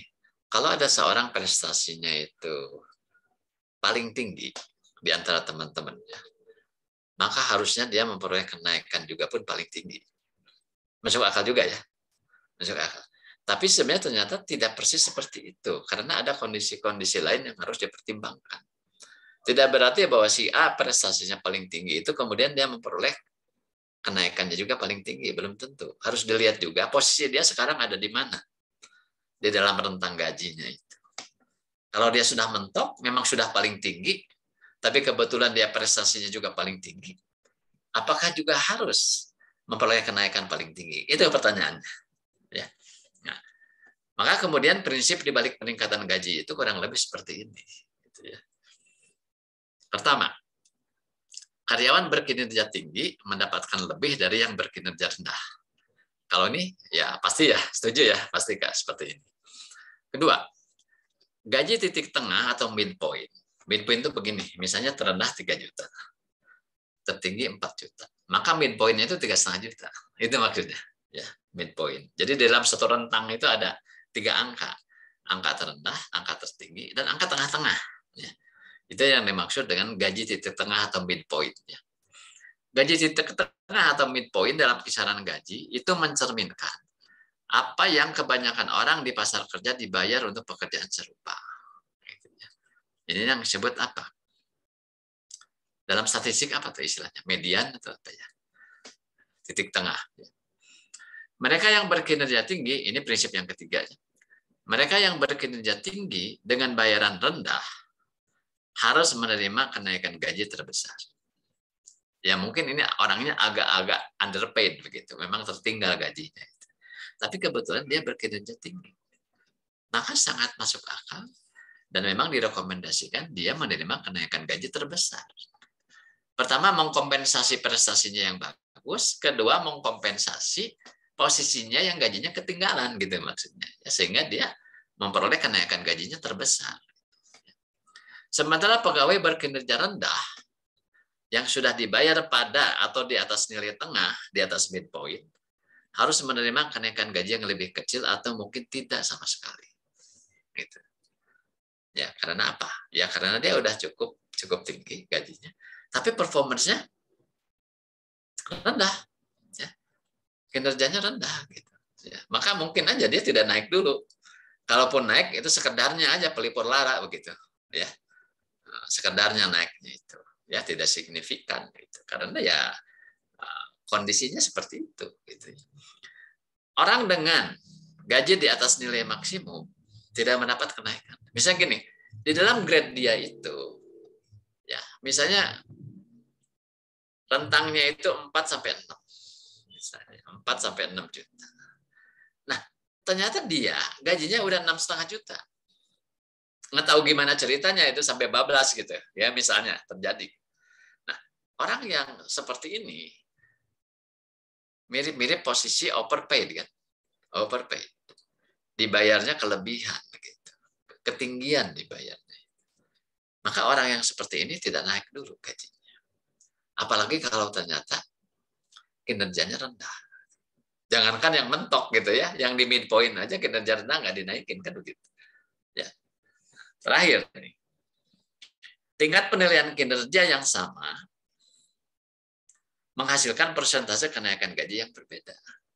Tergantung di mana gaji pokok saat ini dalam kisaran gaji. Dia apakah ada di mendekati titik terendah, ada di tengah-tengah, atau mendekati titik tertinggi. Gitu. Jadi itu juga menentukan akan seperti apa.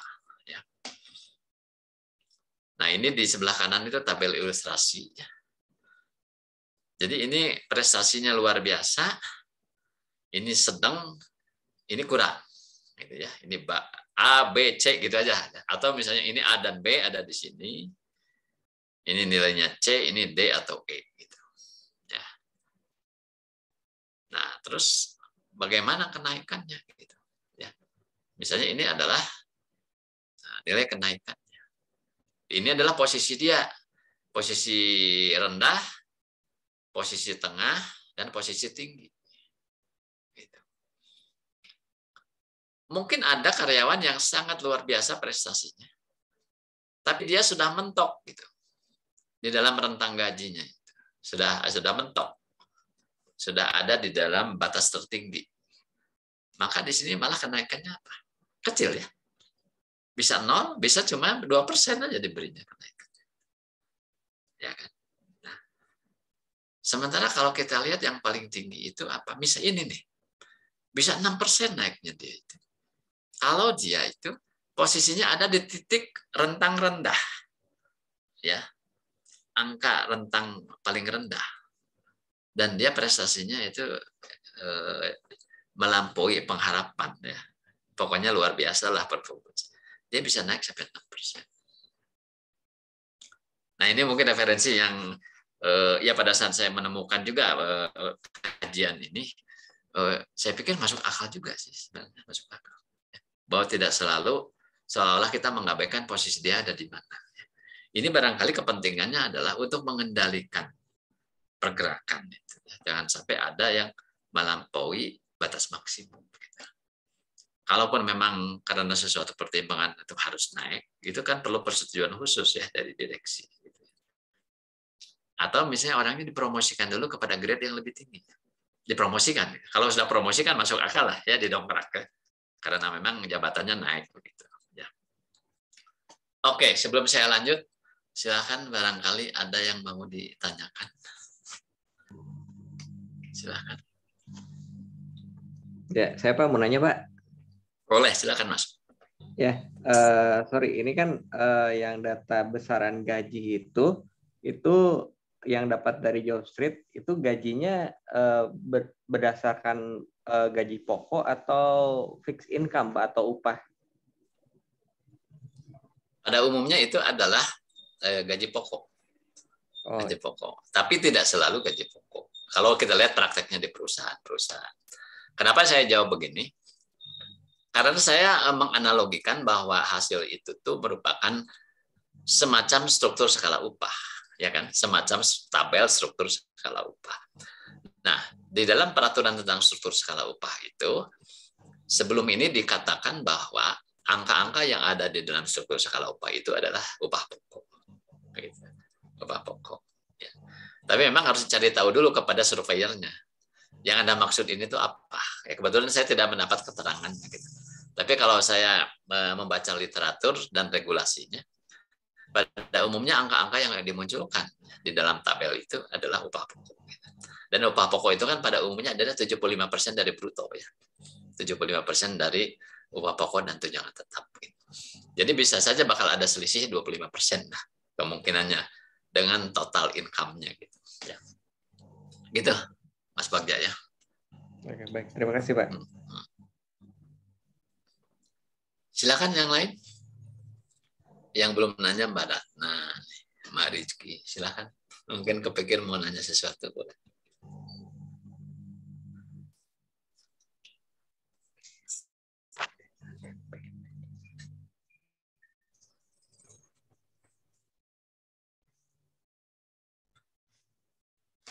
Oke, kalau belum ada saya lanjut dulu ya slide-nya.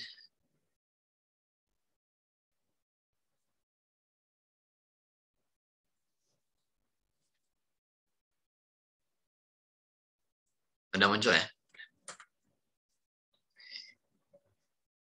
Nah, ini sharing aja pengalaman saya yang selama ini sering saya lakukan apabila melakukan penyesuaian. Gitu ya. Jadi yang tadi saya sampaikan, saya pernah mempelajari rumus upah sundulan, tapi kemudian setelah diskusi dengan manajemen, kayaknya kita nggak menggunakan itu. Dan memang juga kayaknya kurang cocok gitu kalau menggunakan rumus upah sundulan. Gitu.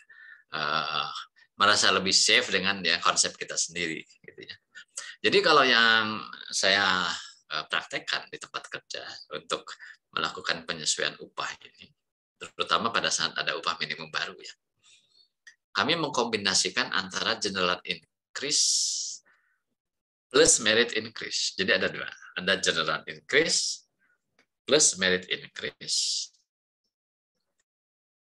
Baik, jadi menggunakan penilaian kinerja sebagai topiknya, sebagai tambahan. Jadi memang kesannya seperti kerja 2 kali, tapi sebenarnya enggak repot juga, simple sebenarnya. Jadi pertama-tama kita lakukan general increase dulu. Jadi general increase yang kami lakukan adalah bahwa semua karyawan akan diberi kenaikan sebesar nominal kenaikan merata.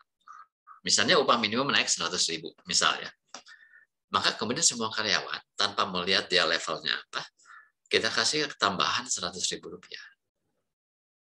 Berarti secara sundulan ya, dan secara regulasi sudah terpenuhi, ya, sudah terpenuhi. Udah gugur kewajiban gitu maksudnya, ya kan? Tapi bisa saja kalau anak-anaknya manajer dengan gaji 20 juta terus dikasih tambahan 100.000, mungkin dia juga ketawa gitu, kagok gitu, yang penting kan nggak usah naik, gitu kan? Bisa aja gitu. Tapi kan kita tidak berhenti di situ. Kita akan melakukan yang kedua, yaitu yang disebut merit increase sebagai topping. Topping itu kan kalau ada pesan pizza itu toppingnya mau ditambah, kejunya dibanyakin kayak gitu, atau beli es krim jadi toppingnya mau apa gitu kan. Jadi itu tambahannya gitu di samping yang standar gitu ya. Nah, merit increase itu dimulai dengan keputusan anggarannya dari pimpinan ya, dari direksi. Disediakan budget oleh perusahaan. Misalnya 3 atau 4% misalnya dari total nilai upah per departemen. Jadi kalau departemen saya misalnya upah sebulannya itu sebut saja angka misalnya 30 juta gitu, misalnya ya. Maka saya dapat 4% dari 30 juta. Berapa tuh? 1.200.000 ya. Nah, 1.200.000 itulah yang saya akan coba bagikan sesuai hasil penilaian kinerja kepada sekian orang yang ada di departemen saya. Gitu. Ya, jadi ada budget. Jadi dikunci di budget itu. Ya, nggak boleh dilanggar gitu ya. Jatah Anda kan di departemen Anda cuma 1.200.000 untuk dibagikan sebagai tambahan merit increase untuk anggota kita. Gitu. Ya.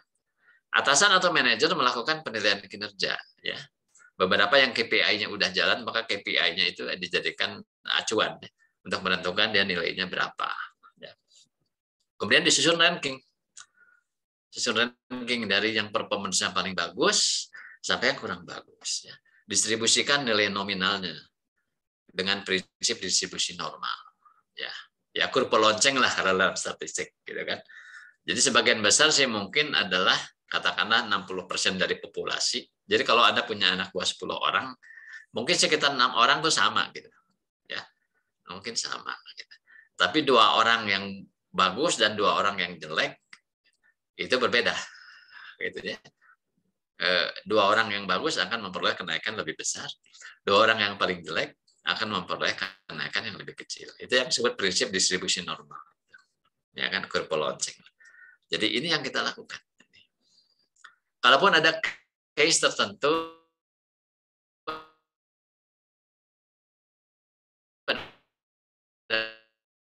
pertimbangan, jadi serahkan juga kepada direksi alasannya apa ya, bisa saja disetujui. Misalnya karena dia dari awal sudah ada rencana orang tertentu modifikasinya lebih gitu. Ya bisa karena underpaid, bisa karena underpaid, atau bisa ada satu momen tertentu yang membuat dia memang memberikan kontribusi yang sangat-sangat excellent sehingga harus dapat apresiasi. Nah, itu pengalaman saya gitu. Jadi bisa cocok, bisa enggak untuk dipraktekkan di tempat Anda gitu ya. Tapi selama ini kalau pengalaman saya menggunakan yang seperti ini. Ini yang setahun sekali ya. Jadi bisa saja nanti bulan Juni, Juli gitu ya. Ada juga misalnya orang-orang tertentu yang sangat spesial itu diajukan. Tapi jumlahnya sedikit sekali. Sedikit sekali. Jadi di tempat saya memungkinkan ya seseorang naik gaji 2 kali dalam setahun. Kalau yang rame-ramenya yang Januari gitu. Ya. Tapi kalau yang nggak rame-rame yang diam-diam itu adalah sekitar bulan Juli lah. 6 bulan kemudian. Ya.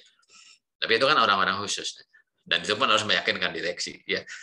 Boleh nggak gitu ditambah. Kita masuk ke bagian berikutnya adalah kita merumuskan program insentif atau bonus. Nah ini, kan bicara total reward itu bukan cuma upah ya, tapi juga semua hal yang diterima oleh karyawan, baik yang sifatnya teratur ataupun tidak teratur. Nah kalau insentif dan bonus itu kan umumnya tidak teratur kan, nah, dan sifatnya variabel, bisa dapatnya gede, bisa dapatnya sedikit, ya. Bisa rutin tiap bulan, bisa juga enggak, gitu ya, tergantung. Enggak terkait dengan performance. Ya. Nah ini saya tampilkan kalau kita lihat di SKKN, di MSDM, sekuensialnya seperti apa. Kalau bicara merumuskan program insentif dan bonus itu ya. Program insentif dan atau bonus disusun sesuai kebutuhan produktivitas perusahaan kita. Berikutnya, program insentif atau bonus direkomendasikan pada pengambil keputusan untuk mendapat persetujuan sesuai SOP. Program insentif bonus yang telah disetujui diterapkan sesuai standar operasional prosedur SOP-nya. Ya. Terakhir, penerapan program insentif atau bonus dievaluasi untuk memastikan tujuan penerapannya tercapai. Nah, barangkali ini perlu saya ceritakan juga apa sih bedanya insentif sama bonus gitu. Di dalam regulasi ketenagakerjaan disebutkan ya, bonus itu apa sih? Cuma insentif kayaknya saya belum ketemu, insentif belum dijelaskan. Gitu ya. Itu istilah bonus ya kalau di dalam regulasi ketenagakerjaan. Tapi kalau secara teori pengupahan ya ini kurang lebih lah penjelasannya. Insentif itu ditawarkannya di awal. Insentif akan disebutkan kepada karyawan sebelum dia mulai kerja. Jadi misalnya kalau Anda terima sales, maka kita sudah bilang, kamu kalau mencapai target, nanti akan ada komisi, ada insentif. Gitu kan? Ya, misalnya. Atau kepada jabatan lain juga. Ya. Bisa saja. Gitu. Cuma mungkin yang paling populer adalah core business terutamanya. Marketing dan produksi terutama. Kadang-kadang kalau bagian di luar itu ada yang dapat, ada yang enggak. Gitu. Ya. Nah, tapi kalau yang sifatnya tulang punggung perusahaan, core bisnisnya biasanya memang perusahaan pun menganggap memang perlu ada, gitu kan? Dia benar-benar merupakan tulang punggung perusahaan. Ya. Jadi diberitahu di awal, ada aturan main, ya. Ada syarat dan ketentuan untuk memperoleh. Ya. Kalau bonus bagaimana? Ya. Bonus diberikan kepada seseorang setelah tugas atau proyek tertentu diselesaikan oleh orang tersebut. Jadi tidak dibilangin dari awal. Apalagi kalau bonus itu sendiri kan ada atau enggaknya kan tergantung perusahaannya untung atau enggak. Ya kan? Jadi harus ngitung dulu perusahaannya. Akhir tahun kalau tutup buku, kemudian berhitung kan, menyusun laporan keuangan, untung enggak? Ya kalau untung berarti memungkinkan untuk dikeluarkan kebijaksanaan soal bonus. Gitu. Insentif bukanlah faktor kejutan gitu, karena predictable. Aturan main dan skenario-nya sudah diberitahu dari awal. Insentif diberikan sebagai motivasi kepada tenaga kerja untuk menyelesaikan lebih banyak tugas dan membangun loyalitas kepada perusahaan. Insentif dijamin untuk karyawan jika mereka menyelesaikan tugas. Jadi pasti dapat, gitu ya. Asal syarat dan ketentuannya terpenuhi. Kalau bonus tuh nggak janji, gitu. Kalau bonus nggak janji. Ya gimana nanti aja deh. Kalau perusahaannya untung, ya, dan perusahaan juga sudah bisa menyelesaikan banyak kewajiban kepada pihak lain, maka kalaupun ada berarti akan dialokasikan dari situ. Ya. Bonus biasanya diberikan sebagai surprise, kejutan, surprise gitu ya, tiba-tiba dapat bonus gitu ya, jalan-jalan ke Bali seminggu dibayarin gitu misalnya kalau bentuknya wisata. Atau bisa juga misalnya kalau saya lihat seperti di perbankan ya, yang saya tahu misalnya Bank BCA, Bank Mandiri, itu dalam bentuk uang, misalnya sekian bulan gaji, gitu. Ya, jadi mereka bulan Januari, Februari itu melakukan performance appraisal, ya. Kemudian yang tadi itu didistribusikan, si A nilainya berapa, dapat berapa, gitu ya. Nah, misalnya kalau yang paling bagus sekali ada yang bisa dapat mungkin 3 atau 4 bulan gaji, gitu, bonusnya itu. Ya. Langsung deh ganti mobil kan gitu, ya. Ya atau misalnya renovasi rumah ya atau jalan-jalan gitu ya atau umroh nah, gitu kan langsung ya.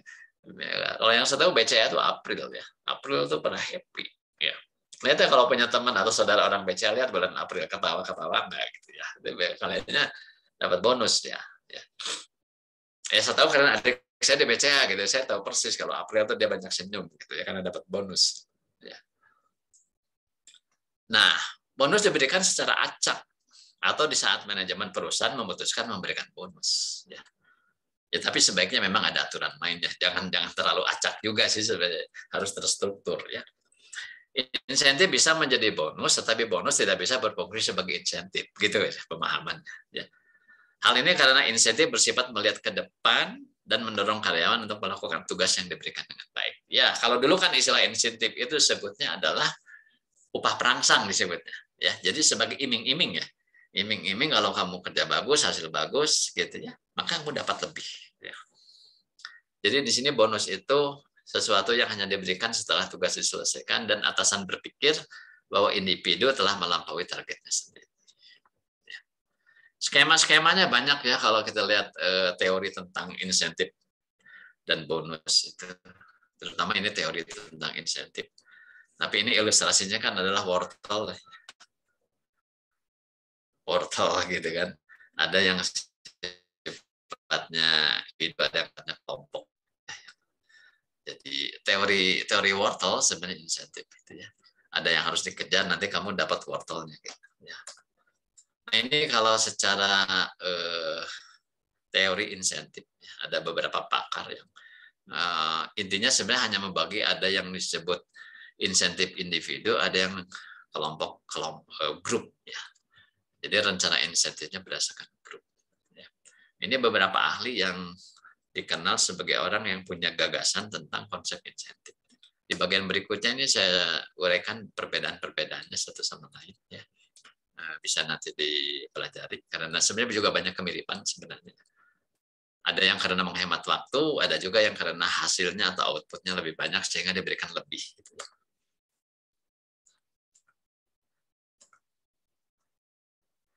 Nah, mungkin ini yang perlu disampaikan ya.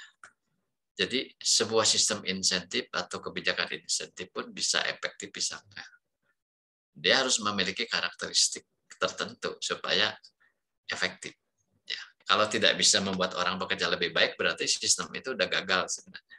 Ya. Orang nggak tertarik gitu, untuk bekerja lebih baik. Ya. Karena pasti ada sesuatu yang salah. Nah, di sini ada beberapa catatannya.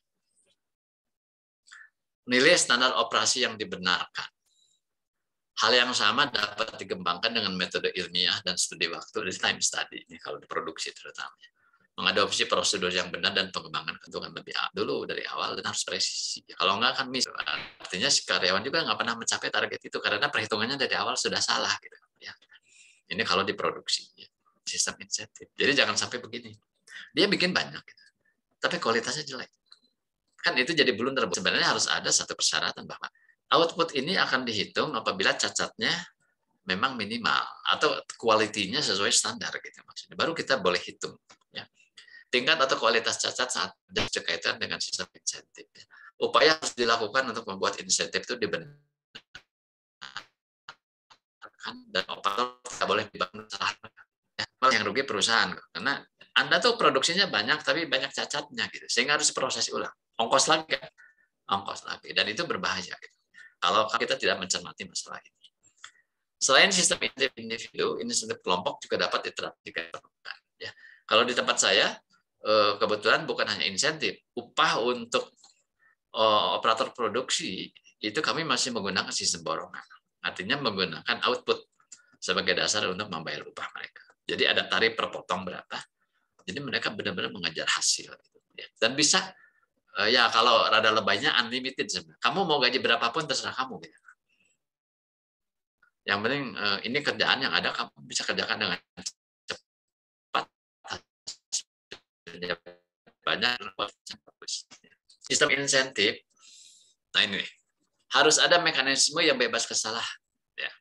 Tidak bias dan transparan untuk melacak kinerja masing-masing operator. Ada beberapa gangguan, misalnya mati lampu, listrik padam, ya, mesin rusak, boiler mati, ya, itu hal-hal seperti itu atau supportingnya itu mengalami hambatan, atau bahan yang mau dikerjakannya belum nyampe ke pabrik, orang nggak bisa kerja. menunggu. Itu juga problem. Sehingga insentifnya itu nggak pernah tercapai karena ada gangguan.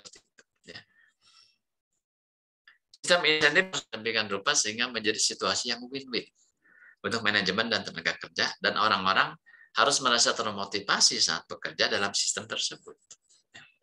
Sistem insentif harus lebih komprehensif dan mencakup faktor-faktor seperti kurva awal atau pembelajaran selama pergantian jenis produk, kehadiran, dan kualitas. Jadi ini juga harus, kalau misalnya kita di pabrik garment ganti model tadi yang produksi, itu pasti produktivitasnya akan menurun dulu sebentar.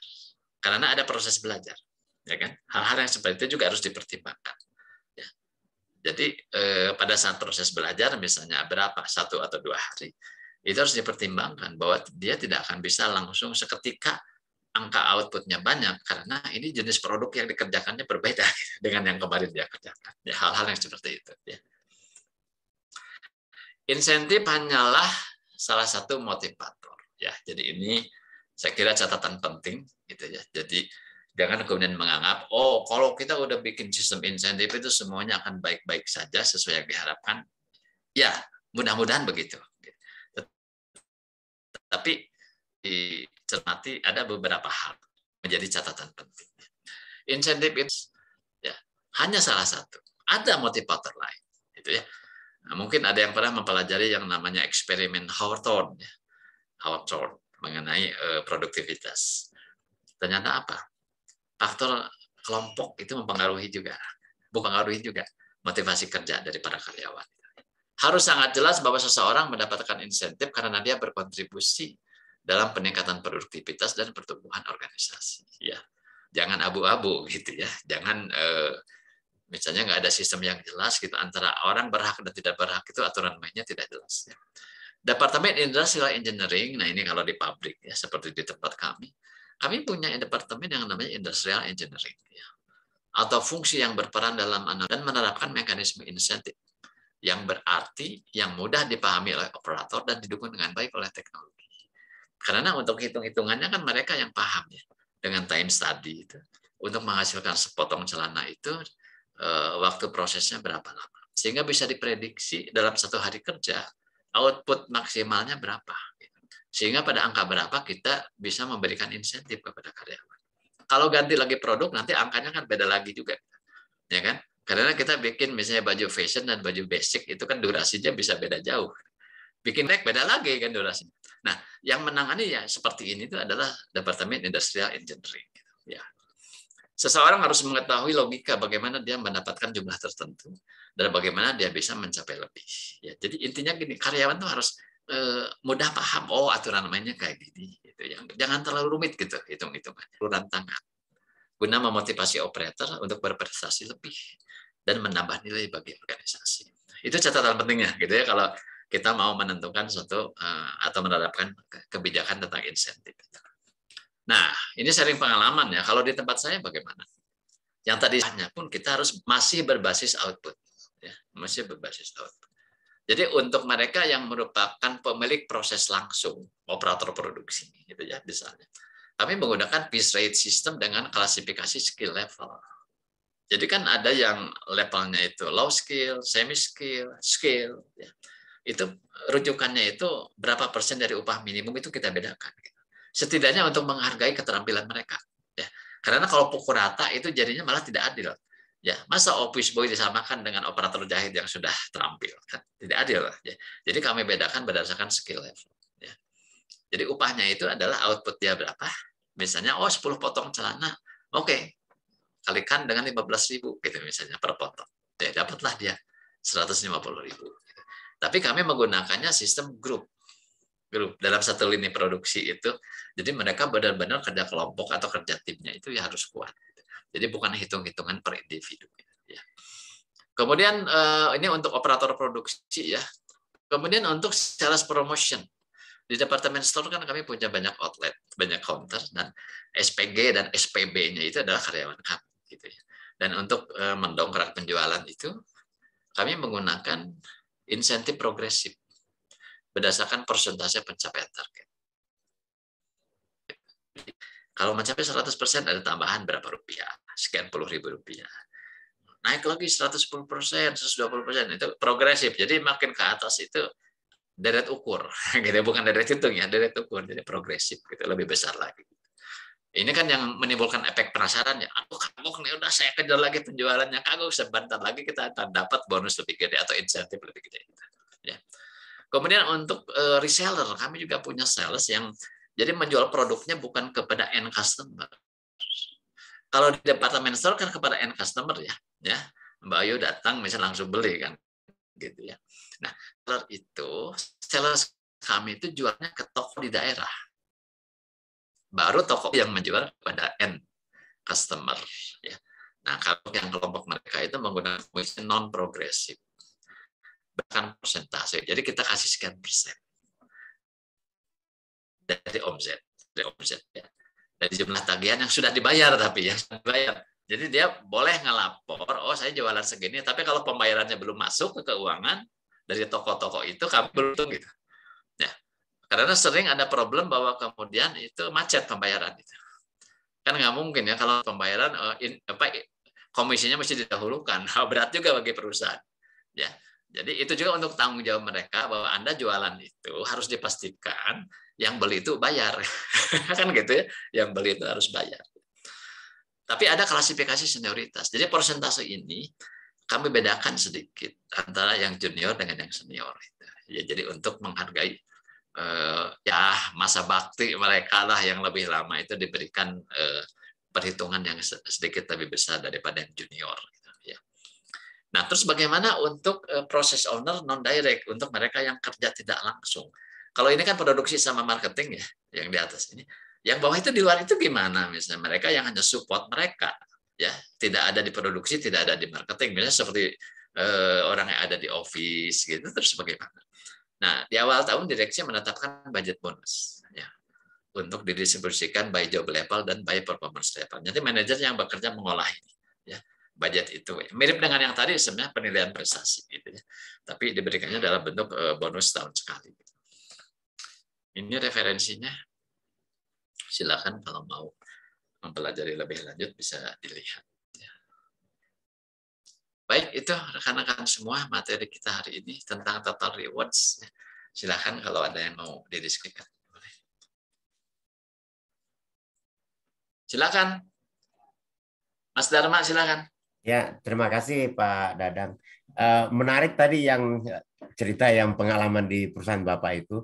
Kalau beberapa produk itu yang sifatnya sales itu, yang saya pahami kan ada beberapa yang bergantung sebetulnya sama produk life cycle-nya produk Pak. Jadi ada yang gampang dijual kalau masih dalam fase grow ya. Tapi kalau udah decline ya setengah mati lah jualnya gitu kan. Meskipun dengan sebuah brand yang sama. Bagaimana korelasinya terhadap insentif itu Pak yang apa yang udah di Blue Ocean? Kalau saya tidak salah paham kan kayak produk Bapak itu meskipun dia mass manufacturing tapi skillnya pasti kan berbeda antara yang memotong, menjahit, memasang kancing dan sebagainya gitu. Nah, itu gimana? Berarti ada perbedaan asesmen terhadap skill itu juga Pak ya terhadap fungsi-fungsi tadi ya. Betul. Yang tadi saya sampaikan memang untuk produksi itu kami melakukan klasifikasi berdasarkan tingkat skill Pak. Jadi rujukannya itu kepada persentase upah minimum itu kami bedakan. Misalnya kalau yang low skill rujukannya kepada 100% upah minimum standarnya itu. Sedangkan yang di atasnya misalnya yang semi skill, yang high skill kami naikkan ya. Kita naikin perbedaan bisa 5% lebih tinggi begitu. Jadi setidaknya bahwa skill level mereka itu dihargai Pak. Nah, kalau enggak kan nanti ngerasa ngapain juga katanya bahwa saya punya skill lebih tapi kok imbalannya sama saja dengan mereka yang skillnya lebih rendah. Itu untuk di bidang yang kalau di tempat kami misalnya untuk produksi. Nah, untuk marketing mengenai produk yang tadi disampaikan kan beda-beda produk itu ya, ada yang memang lagi running gitu ya, life cycle-nya seperti apa. Nah, kalau di kami sendiri sebenarnya kami membedakan nilai insentif itu untuk misalnya apakah ini adalah barang baru, new arrival ya, new arrival product Dan ada juga barang-barang itu disebutnya barang normal, ya. Barang normal. Ada juga barang yang kurang normal. Kurang normal itu apa? Barang-barang yang agak lama sehingga kami udah turunkan harganya, udah kami jual obral gitu. Ya. Misalnya barang-barang yang udah modelnya udah agak ketinggalan gitu ya. Ramainya mungkin 2 tahun yang lalu gitu ya. Tapi kami masih punya stok dan itu kan harus kami habiskan dong. Sayang kalau nggak dijual. Dan size-nya pun udah broken. Artinya broken itu apa? Kalau di toko itu kan komposisi size celana misalnya dari size 29 sampai 38 itu kan ada komposisinya gitu. Ya kan? Kalau kita jualan baju kan begitu. Jadi satu paket kalau jual itu kan dari size terkecil sampai terbesar itu ada komposisi berapa. Nah, kami kadang kemudian di akhir waktu misalnya dalam 1 tahun itu wah ini udah broken. Nah, biasanya kami jual dengan harga misalnya ada yang bisa sampai separuh harga ya. Kalau harga normal misalnya kami jual 600.000, mungkin barang-barang yang udah agak lama dan udah broken ukuran-ukurannya bisa saja tinggal separuh harga. Nah, untuk yang seperti itu maka dibedakan, Pak, dipisahkan hitung-hitungan insentifnya. Ya, karena kan namanya juga barang obral kan. Kalau barang obral juga pasti biasanya memang cukup banyak orang berminat beli karena mungkin ada juga yang tidak terlalu peduli dengan model ya, yang penting masih bagus barang. Nah, kami bedakan, terutama kalau di tempat saya, dibedakan dari sisi apakah ini barang baru atau barang lama. Ya, hitung-hitungannya kami pisahkan. Gitu. Ya. Demikian, Pak. Ya, untuk Ya, jenis terima kasih, produk. Pak. Ya. Silakan yang lain, yang belum tanya nih. Siapa? Mbak Ratna, Mbak Rizky, Pak, belum tanya ya. mohon izin, Pak. Atau Mbak Ayu. Ya, silakan. Ya, mohon izin, Pak. Saya saya tertarik dengan sharing pengalaman terkait penyesuaian upah tahunan ya, Pak ya. Yang tadi sharing pengalamannya itu yang mengkombinasikan antara general increase dan merit increase. Nah, itu Bapak bisa tolong jelaskan kembali ya mekanismenya seperti apa itu, karena saya rasa ini sangat fair ya Pak ya kalau misalnya diimplementasikan gitu. Terima kasih. Ya, kalau yang general increase simple, Pak. Misalnya naiknya berapa? Tinggal di tempat Bapak putuskan saja mau kenaikan persentase atau mau kenaikan nominal. Gitu. Tapi kalau di tempat saya nggak berani pakai kenaikan persentase. Kami kenaikannya nominal aja. Misalnya nominal UMK-nya naik 100.000, ya kami kasih aja semua 100.000 dulu deh. Udah gugur kewajiban gitu ya, fardu ainnya udah terlaksana gitu. Ya nggak jangan ada yang protes, kan udah sesuai peraturan, naik semua, betul nggak? Udah selesai. Jadi secara legal atau secara regulasinya udah terpenuhi, gitu. Udah aman, kan? Nah, tinggal sekarang mungkin yang tadi saya bilang ada manajer gaji 20 juta, masa naiknya cuma 100.000? Ya, mungkin dia nyeletuk, aduh nggak usah naik deh, pada katanya kagok ya 100.000 mah nyeletuk gitu kan ya. Nah, oleh karena itu kami juga ingin menghargai. Kan kalau naik kolektif itu kan yang angkanya sama itu yang disebut PGPS gitu ya. Tahu PGPS? Pintar goblok pendapatan sama gitu. Jadi pukul rata semua kan gitu ya. Nah sekarang kan jangan sampai begitu, maka kemudian kita masukkan faktor kinerja sebagai dasar untuk memberikan tambahan atau toppingnya gitu ya. Nah mereka yang kerjanya jelek itu ya pasti mungkin malah nggak naik gitu. Ya. Wayahna gitu orang sudah bilang ya tidak naik gitu karena performance Anda nggak bagus, malah banyak pelanggaran gitu, malah harusnya Anda di PHK dari kemarin-kemarin gitu misalnya. Nah jadi saya kira yang penting kita harus punya prosedur penilaian kinerja gitu. Ya, ada formulirnya, ada faktor yang dinilai apa misalnya, ya. Kemudian data-data yang dibutuhkan dalam penilaian. Saya tuh harus menyediakan data-data seperti kehadiran karyawan ya dalam 1 tahun karena itu akan menjadi juga faktor yang dinilai. Jadi cukup lumayan sibuk HRD itu ya tiap setahun sekali pada saat kita mau melakukan penilaian itu. Kami harus distribusikan daftar nama, formulir ya. Sekalipun sekarang udah kita sederhanakan ya dengan format Excel gitu ya. Jadi mereka tinggal mengisi gitu ya. Kemudian data-data tentang kehadiran juga mereka bisa melihat. Atau misalnya kami skip aja biar kami yang mengisi sendiri karena datanya diambil dari program gitu. Ya, tinggal ada. Tapi nanti yang mendistribusikannya sebenarnya mereka juga gitu ya. siapa yang naiknya gede, siapa yang sedang, siapa yang malah nggak naik sama sekali. Gitu aja sih sebenarnya, nggak terlalu rumit juga sih, sebenarnya simple. Yang penting memang sudah ada prosedur dan formulir untuk penilaian prestasinya sudah ada. Kalau nggak kan nanti bingung, nanti menilainya bagaimana. Takutnya tuh subjektif ya, atau suka-suka mereka gitu, sistem tembak aja kan. Ya kita kan nggak mau, kan harus adil gitu. Ya, jangan sampai mereka yang kerjanya bagus kok naiknya sedikit. Ya, sekalipun tadi dikatakan bahwa tergantung posisi dia ada di mana. Ya. Kalau dia udah mentok, bisa saja naiknya sedikit. Sekalipun dia prestasinya paling bagus. Ya karena dia udah mentok gitu, udah dalam angka yang tertinggi di dalam satu rentang gitu. Ya. Gitu, Mas Bagja ya. Yang tadi itu. Baik, Pak. Ya. Silakan, mungkin ada yang lain. Mayu gimana, Mayu? Ada yang mau ditanyain nggak? Sebenarnya di materi ini itu benar-benar materi baru Pak bagi saya. Ya. Karena memang kan tentang upah, penggajian dan lain-lain yang memang belum saya pelajari dan belum ada pengalaman sama sekali begitu. Cuman tadi dengan sharingnya Pak Dharma, Mas Bagja itu seperti memberikan pengalaman baru gitu. Jadi bagus untuk modal gitu ya, untuk pengetahuan baru gitu. Ya. Dan memang berbicara tentang performance appraisal tadi Pak. Tadi kan memang kan ada karyawan yang performance-nya bagus, kemudian ketika rentang gajinya udah mentok ya sudah begitu. Memang ketika perusahaan itu sudah punya SOP atau performance appraisal yang baku tuh setiap karyawan memang disampaikan ya Pak, misalkan rankingnya berapa, terus kemudian gajinya berapa gitu ya Pak ya. Karena saya belum ada pengalaman, karena mungkin gini, karena setiap karyawan mungkin nggak tahu, jadi akhirnya seharusnya kan aku yang dapat nilai gaji yang paling gede gitu. Apa karena aku prestasinya paling gede, jadi gajiku harusnya lebih besar gitu. Itu supaya tidak ada kesenjangan begitu, memang disampaikan ke karyawannya begitu ya Pak ya? Ya, betul. Transparansi itu adalah hal yang bisa membantu dan menghindari hal-hal yang nggak perlu, perdebatan yang nggak perlu. Transparansi.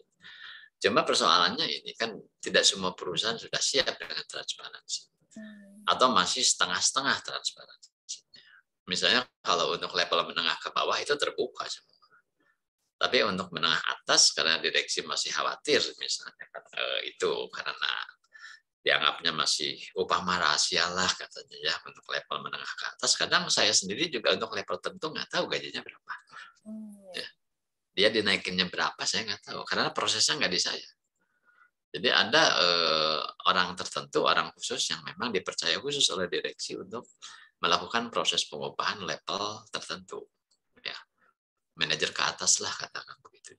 Tapi kalau misalnya level supervisor ke bawah sih itu memang terbuka. Anak buah saya yang melakukannya itu proses payroll itu. Ya. Nah itu sangat terbuka. Jadi kalaupun lagi kepada perusahaan masing-masing ya. Betul, Pak. Kembali ke situ. Karena belum semua owner menganggap bahwa keterbukaan itu lebih bermanfaat. Malah ada yang merasa keterbukaan itu sebenarnya pisau bermata dua katanya, gitu ya. Pisau bermata dua. Itu gimana orangnya? Kalau orangnya cukup wise, ya kan nggak perlu. Soalnya kan kadang karyawan itu suka aneh-aneh ya. Ada yang mengumbar slip gajinya di Facebook gitu kan. Aduh, gimana sih ini teh? Atau ya misalnya dia buka-bukaan sama temen gitu. Ya. Tapi kan mereka nggak ngerti bahwa kadang seorang atasan itu memberikan satu perlakuan khusus kepada seseorang itu karena ada pertimbangan tertentu. Yang artinya itu agak susah untuk kita jelaskan gitu ke banyak orang gitu, ya kan? Makanya ya kalau kembali kepada spiritual ya masing-masing kok ada rezekinya kok gitu. Udah ada yang ngatur. Kenapa juga? Yang penting kan kamu ikhlas terima ya itu akan berkah gitu ya. Kembali ya sebenarnya bagaimana pembinaan kerohanian dan spiritual juga perlu. Ya, jangan kemudian didahulukan tentu syirik aja ya, syirik itu jealous satu sama lain, nggak ada ujungnya gitu kan. Udahlah yang penting kamu kerja bagus, ya kamu juga kan tetap digaji kan. Ya kan? Ya. Masih mending kalau masih dinaikin perusahaan lain malah ada yang nggak naik gaji boro-boro kan gitu. Ya. Gitu Mbak Ayu ya. Baik Pak. Ya. Terima kasih insight-nya. Ya, sama-sama. Ya. Baik, saya kira kalau nggak ada lagi, alhamdulillah sudah selesai sesi kelima. Ya mudah-mudahan ini bermanfaat ya. Saya sendiri juga masih banyak kekurangan, ya mungkin dalam menjelaskan juga ada yang pas, ada yang tidak ya. Tapi mudah-mudahan bisa diterima dengan baik dan bermanfaat ya. Apabila ada hal-hal yang kurang berkenan, saya mohon maaf ya. Ya, yang penting mau belajar terus lah. Saya juga belajar terus kok ya. Sekalipun udah 32 tahun di bidang ini, kayaknya selalu ada hal-hal baru. Dan ada pertanyaan-pertanyaan yang juga kadang-kadang juga membuat saya juga, ya ini saya harus pelajari lagi. Mungkin jawaban saya juga nggak pas-pas banget gitu, makanya harus perlu referensi tambahan. Gitu. Ya, yang penting harus open mind ya, open mind, berpikiran terbuka gitu ya, karena dunia ini juga berubah cepat gitu. Ya. Harus jadi pembelajaran terus. Ya. Demikian yang bisa saya sampaikan. Sukses selalu buat Anda semua. Kalau besok-besok ada yang mau ditanyakan, silahkan saja. Boleh japri, ya, boleh di grup tanya. Insya Allah kalau memang saya bisa, saya akan coba bantu. Terima kasih. Assalamualaikum warahmatullahi wabarakatuh. Silakan Pak Hafiz. Baik, demikian pembahasan tentang basic human resource management yang dibawakan oleh Bapak Dadang selama 5 kali pertemuan dengan sangat luar biasa. Tentunya pandangan dari Bapak Ibu serta teman-teman akan sangat berarti bagi evaluasi kami ke depan. Kalau ada pertanyaan, masukan, saran ataupun pendapat, boleh kiranya dikirim melalui email lambertconsultraining@gmail.com atau juga bisa melalui WA Group. Apapun komentar dari teman-teman tentunya akan sangat kami hargai. Baik, dengan berakhirnya sesi hari ini, kita tutup dengan membacakan hamdalah. Saya selaku penyelenggara mengucapkan terima kasih atas segala perhatiannya, mohon maaf atas segala kekurangannya, atau tidak dapat memenuhi harapan yang diinginkan. Dan tentunya dengan harapan, semoga pelatihan ini bisa memberikan manfaat di masa-masa yang akan datang. Terima kasih atas pemaparan dan diskusinya selama 5 hari ini, Pak Dadang. Sama-sama. Diharapkan akan mendapatkan banyak bekal untuk dapat diaplikasikan dalam lingkungan kerja sehari-hari, dan semoga ilmu yang diberikan bisa menjadi jariah bagi kita semua. Amin. Oh ya, untuk sertifikat nanti akan saya kirim melalui email ya. Jadi nanti mohon di WA dituliskan nama lengkap supaya tidak terjadi kesalahan dalam penulisan sertifikat. Baik, terima kasih atas segala perhatiannya. Saya doakan semoga sehat-sehat selalu dan sehat dan sukses selalu. Semoga kelak kita bisa ketemu lagi. Demikian dari saya. Selamat malam. Assalamualaikum warahmatullahi wabarakatuh.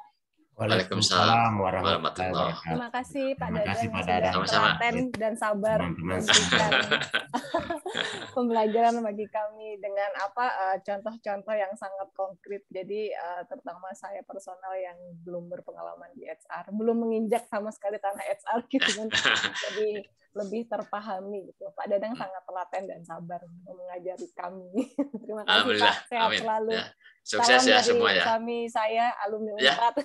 Ya. Salam lagi. Sehat-sehat. Ya. Terima kasih teman-teman. Pak Dharma. Terima kasih ya. Terima kasih Bu Ayu, teman-teman semuanya. Sehat, semangat. Ya. Sampai kita ketemu di lain kesempatan dengan kondisi yang lebih baik lagi. Amin. Terima kasih ya. Terima kasih Pak. Selamat malam. Selamat istirahat. Malam.